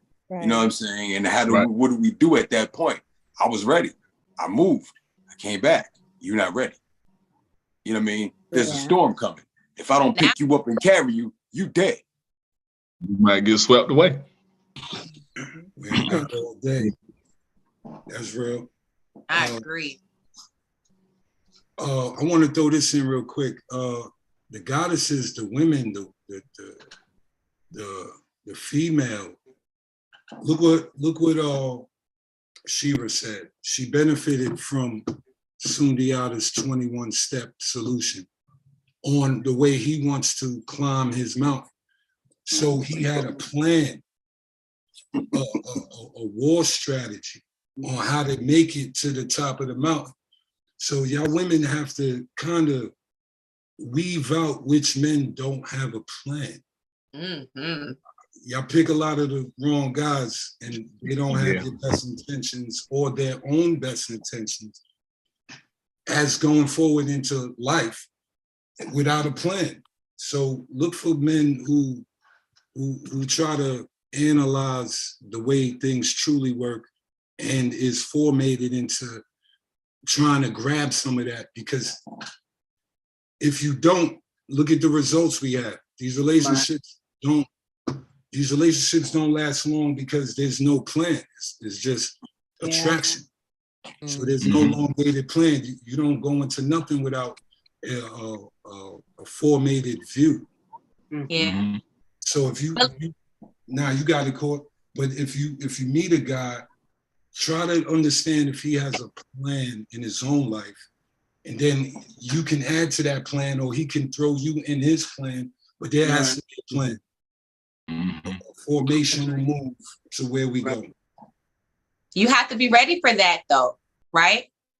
I think both men and women have to be ready to even be able to recognize if that man has a plan. And sometimes it's people, because I'm not going to say men or women. Sometimes as people, we aren't ready for whatever we run into sometimes. It's like, am I there yet? Like, he don't like women that smoke, but I'm smoking. But he got XYZ, but I'm gonna get hot. Like, I understand. That's the 70-30. You might have to quit smoking. But see, you have to be ready, right? You have to be ready to make that choice. You have to have like the Nas, like you have to weigh this. Is you're not smoking worth all this that you could possibly get? If you're there to understand it. Right. Well, Courtney, you just said you know it. Look, you just waited. Damn, I want to smoke a blunt. Damn, he got a mansion and he worked as an executive. Weigh the odds. I agree. I think we also have to leave room for compromise, unless it's something that's like past your your comfort zone. I think we have to leave room for compromise. So maybe don't smoke when I'm home, or don't smoke in the house, or something like that. It has to be. But I think we got to get to more concrete things. Like I think we have to look at how a man deals with children. Like with me, I can, what's a deal breaker with me? A non-sexual deal breaker is women that cuss their children. Women that talk to their children horribly. Yeah. I've ended friendships with women because that shows that you're damaging. Mm-hmm. Yes. You gonna say something, sister? Yes, King. I have to say, when I met my husband, when we first started dating, let me just say he wasn't trying to give me no play for the first 3 months. I'm just gonna say that. Like, I was gonna say that. but what attracted me to him was how he was a single. Well, he wasn't single. Well, yeah, he was single. He had 3 children, 4 children, one which wasn't his. He was taking care of 4 of them on his own, but it was the way that he was loving them. He had a little girl and the 3 boys. It was the way that he was loving and talking to them. It was the way that he was cooking and going to just doing all the fatherly things that I hadn't seen in my life, So it was I had never seen it. And it was just such a beautiful thing to see. And then the character and the person, the man that he was, just kind of, it pulled me, drew me into him. But it's important. It's important to see those things. I was just talking about you and our babies. FYI, we have 10 children. And yeah, we have 10 children together. And okay. Yeah, y'all baby be mom. having fun, okay? We be having fun. Well, let me see. Well, once he did give you some play on, once he did give you play. Let me say, 9 came to me, not through me, but they are of my, so he had 9 children on his own, and I had 1, and we merged and blended, but it is the way that you loved on your babies that comes. That's beautiful. And then you wasn't trying to, you wasn't feeling me, so I had to stalk him a little bit. As soon as I seen her, I knew it. I knew if I do this is it. That's it. Ain't gonna be nobody else. It's over. Everybody else. And I was really trying to have a summer. You know what I'm saying? But she was worth everything in me not doing that. You know what I mean? You have to make a decision as a man to say, is this woman going to be worth that? And that's what it is. And I'm doing my thing, but when I seen who she was inside and you know what I mean, and felt that energy of what she was at the start, she walked in the gym, I was like, that's her. But I knew that, so I had to make sure that she understood what she was getting into, because I'm 4 handfuls to hold, and you only got 2. You know what I'm saying? And I know what it is. You know what I'm saying? And I told her, like, yo, this is something. I know what I want, but I don't know if you know that's what it is for you. And I had to be patient. I knew, I made that decision. Whatever I was gonna have to go through, right then, I made the decision. And I committed myself to that decision, and that's what it is. You know what I mean? And can't nobody get in that way. Can't nobody. That's just what it is. It was definitely a. Now look at the inertia that Obasi talked about. How does he care for kids? Look at what Shiva just said. How he takes care of kids. Yeah. Nothing about looks. Mm-hmm. Although you have to have some kind of attraction, but it's inertia or the ingredients of the man that made you fall in love with him. Yeah, it had nothing to do with sex or well, that caused a higher attraction, but it came from a different form. Right. Yeah. So and she cleaned me up. She cleaned me up. No doubt. She like, let me line you up. I really don't. This is all her. It's all her. You know women, whatever you think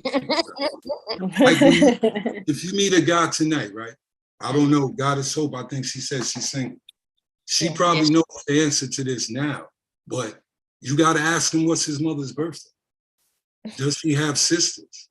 Mm-hmm. Small little imprints let you know which road he's on.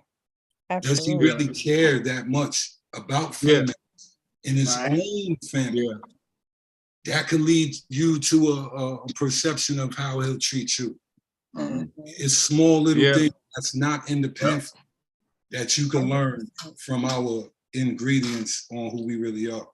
So you gotta be like a conscious detective, you know. Right, you're right, bro. What's his relationship to his mother? Did he have a healthy relationship with his mother? Right. Because if he don't have if you don't have a healthy relationship from where you came from, it might not be too good on how he treats you. And we have to look at that. You know, you have to kind of see all phases. You got to see all phases. You got to see how a person handles the word no. That's one of the most powerful words. You know, how they handle waiting, you know. And then you get a better gauge of what the spirit of a person what you're dealing with, not necessarily just the physical. Right. Absolutely. For me, my experience, I intentionally decided to be single to heal because I knew that I was tired of dating, you know, men who were unavailable, whether it be emotionally, physically, spiritually. You know, I just was like, I'm going to take a pause because I was in relationships for 10 years and I never really got to understand who I was or who I am, you know, for that matter. So I was like, you know, instead of bringing my trauma along with me into my next connection, I just want to have one last forever date. You know, I want to really go into this next situation wise, whole, healed. So in my experience in the past, I've always dated mama's boys, so that wasn't really the issue. Mine was the lack of male guidance in their life and how that was actually displayed how they were treating me.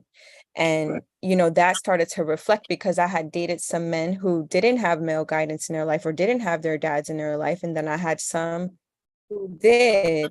So for me, that was like a night and day difference, you know, during that time as well. So my experience is different, but, you know, the person that I am, you know, seeing now, that's something that we often talk about, you know, all the time. Like, what was your upbringing like? What is your relationship like with your parents currently? You know, like I said, I'm trying to go through all of the 1,057 questions that I have prepared before I decide to move on to the next stage. Because I'm just not in a position to feel how I felt before.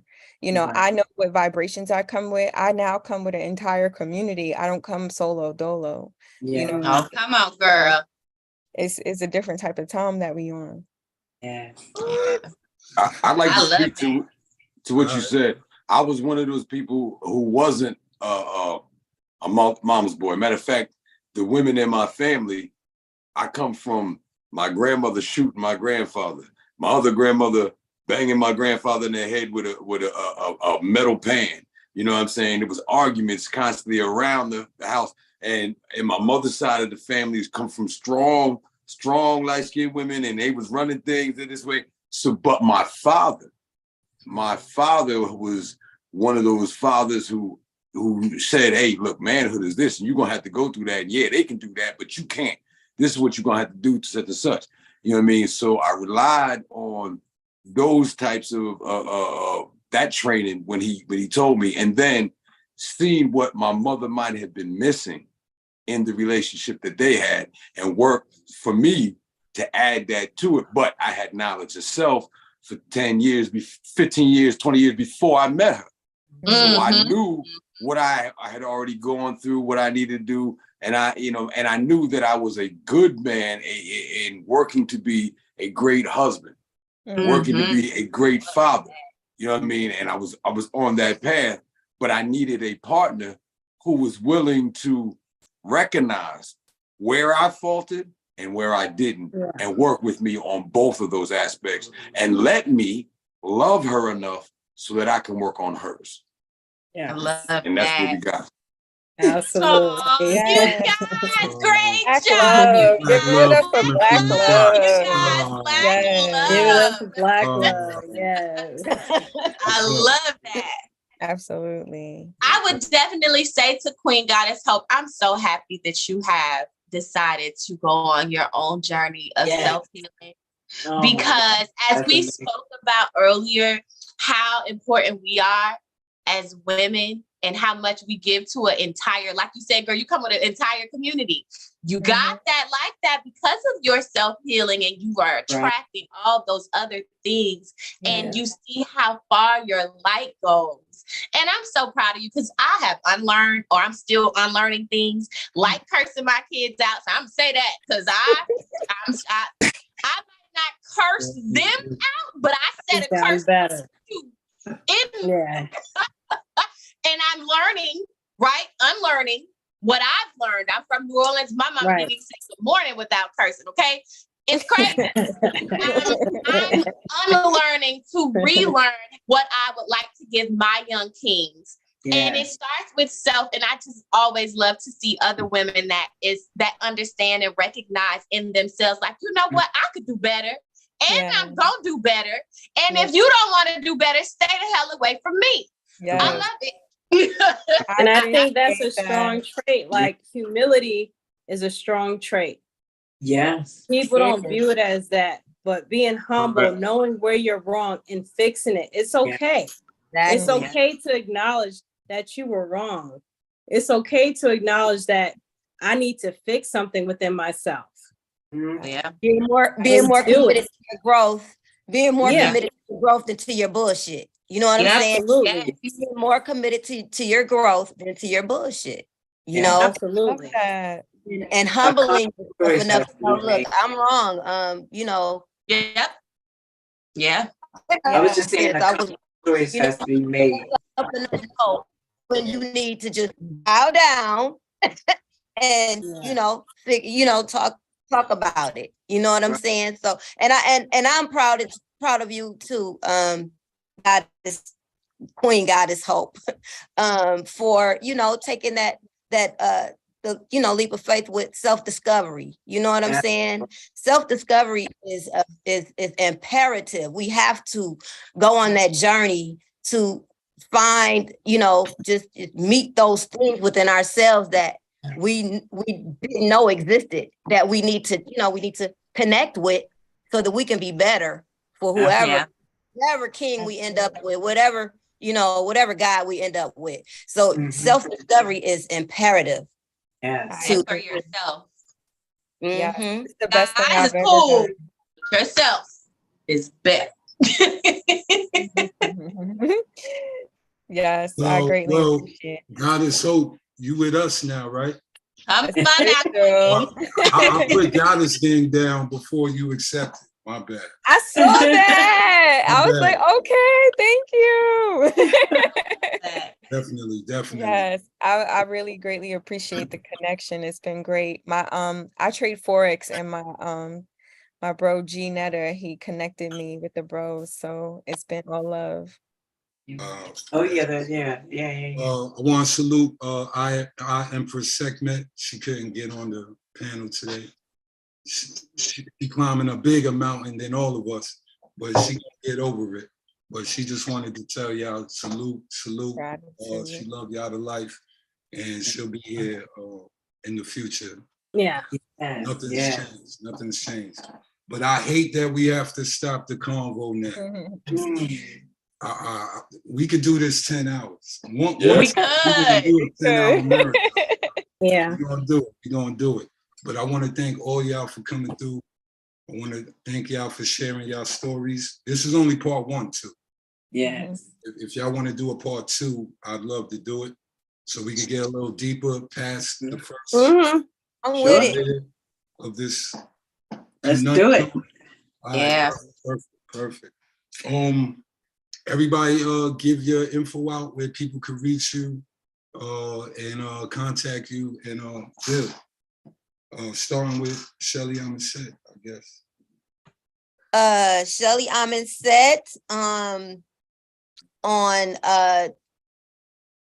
Facebook, Shelly Amonset Harris, or Sun Goddess Sense like page on Facebook, and on IG is Sun Goddess _sense and Sun Goddess .sense. And my website is ShellyAmonsetProducts.com. Go check me out. I got a lot of good stuff on there.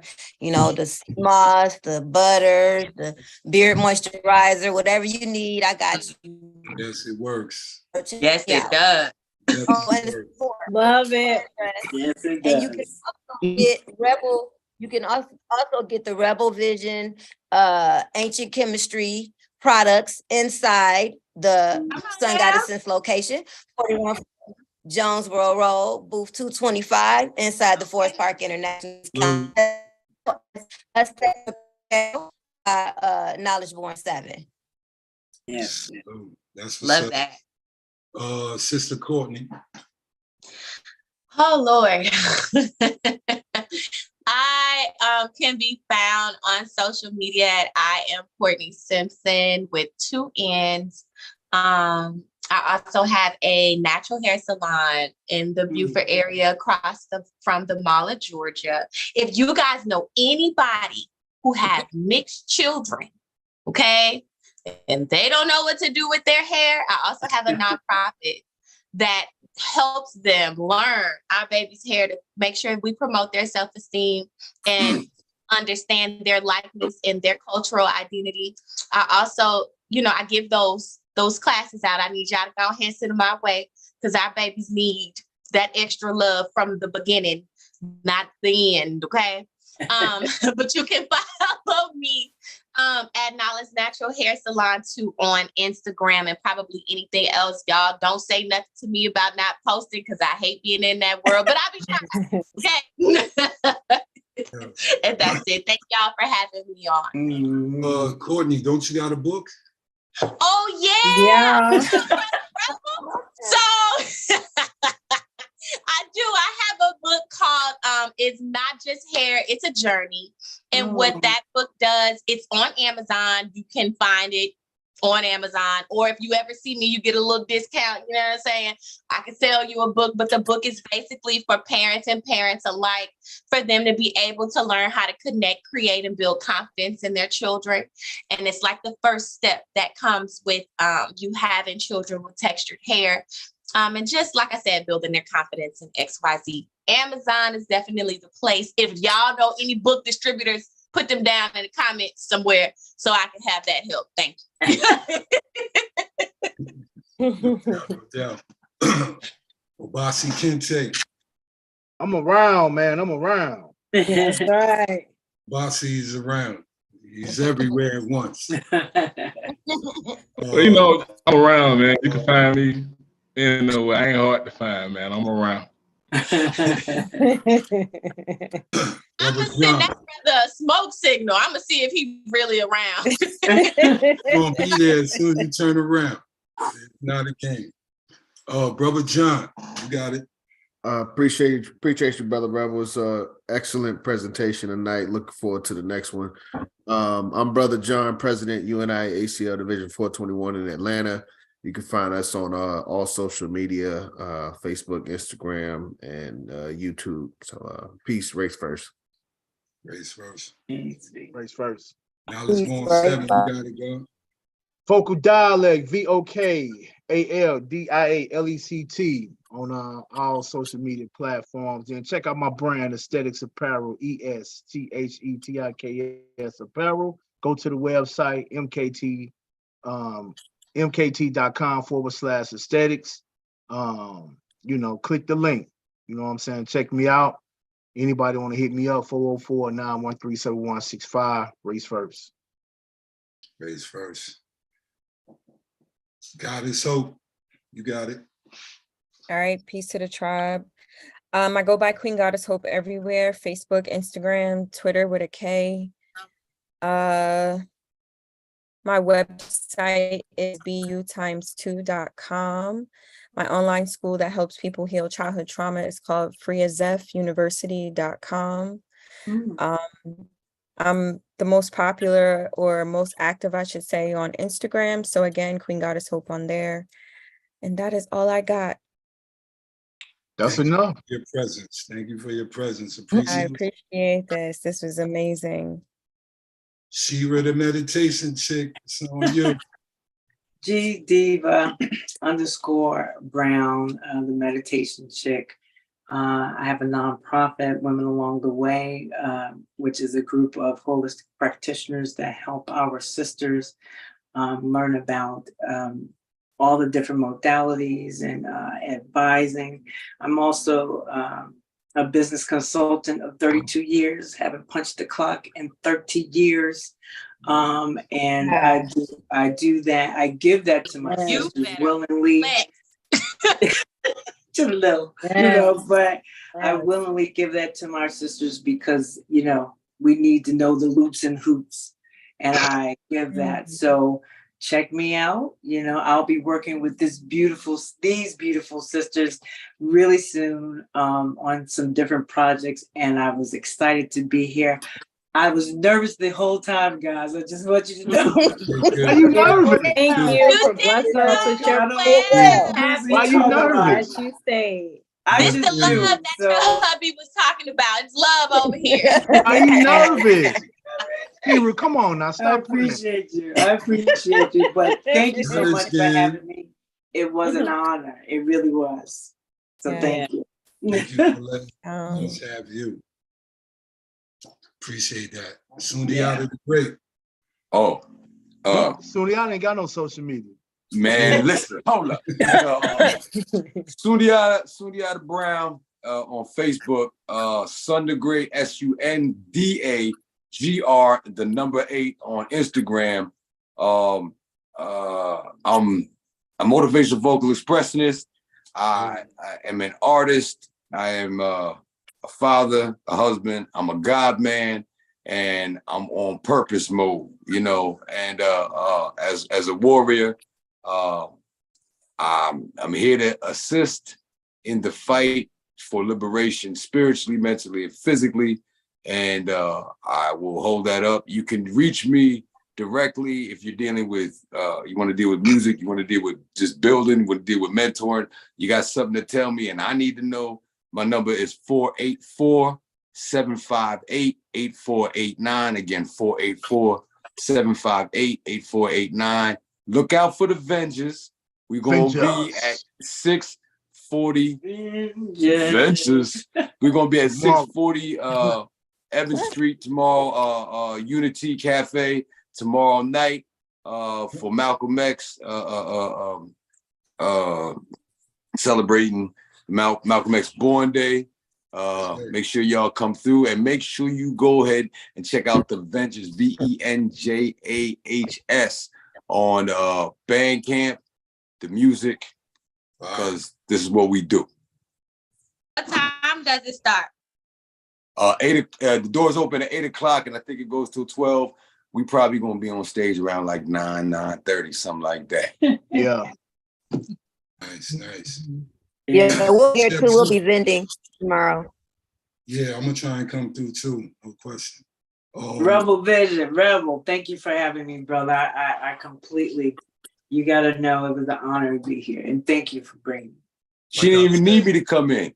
I was nervous. I was like, come in. No, it was perfect. It was perfect. This felt so good. Right. Yeah. This felt so good. Goddess Hope got the perfect backdrop. That's what we all, she does. we all protecting. Me every time. Go ahead, drop your location so we can go ahead and meet.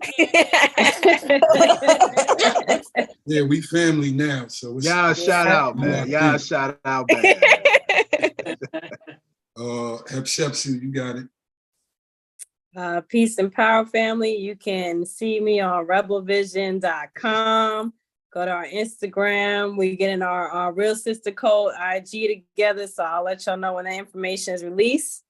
And we here. Yes. And me and Shepsu gonna be celebrating our 20th year anniversary later. Wow. That's amazing. It's 203. Wow. That's amazing. That's amazing. Wait till y'all read the book. Rebel with a Cause, Rebel Vision Television, Reb Reddington IG, Rebel with a Cause Facebook. We also got shows on this channel, Think Champs, Salute the Ross Isis, Vegan Dream Donuts. Go get you a strong drink, we got Vegan donuts have. Oh my goodness. Now you got it, son. What you said? I said, best vegan donuts ever. I spent like $100 on donuts. You know what I'm saying? And I'd like to thank everybody in the chat. I am Brandon Murphy, Holistic Wellness Haven. What was it? Love, Love Me Fro. I say Brandon Murphy, going way back, just everybody who joined us. Thank you for adding to the chat. Lee Clinton, like always, thank you for your support. And we're gonna be back, family.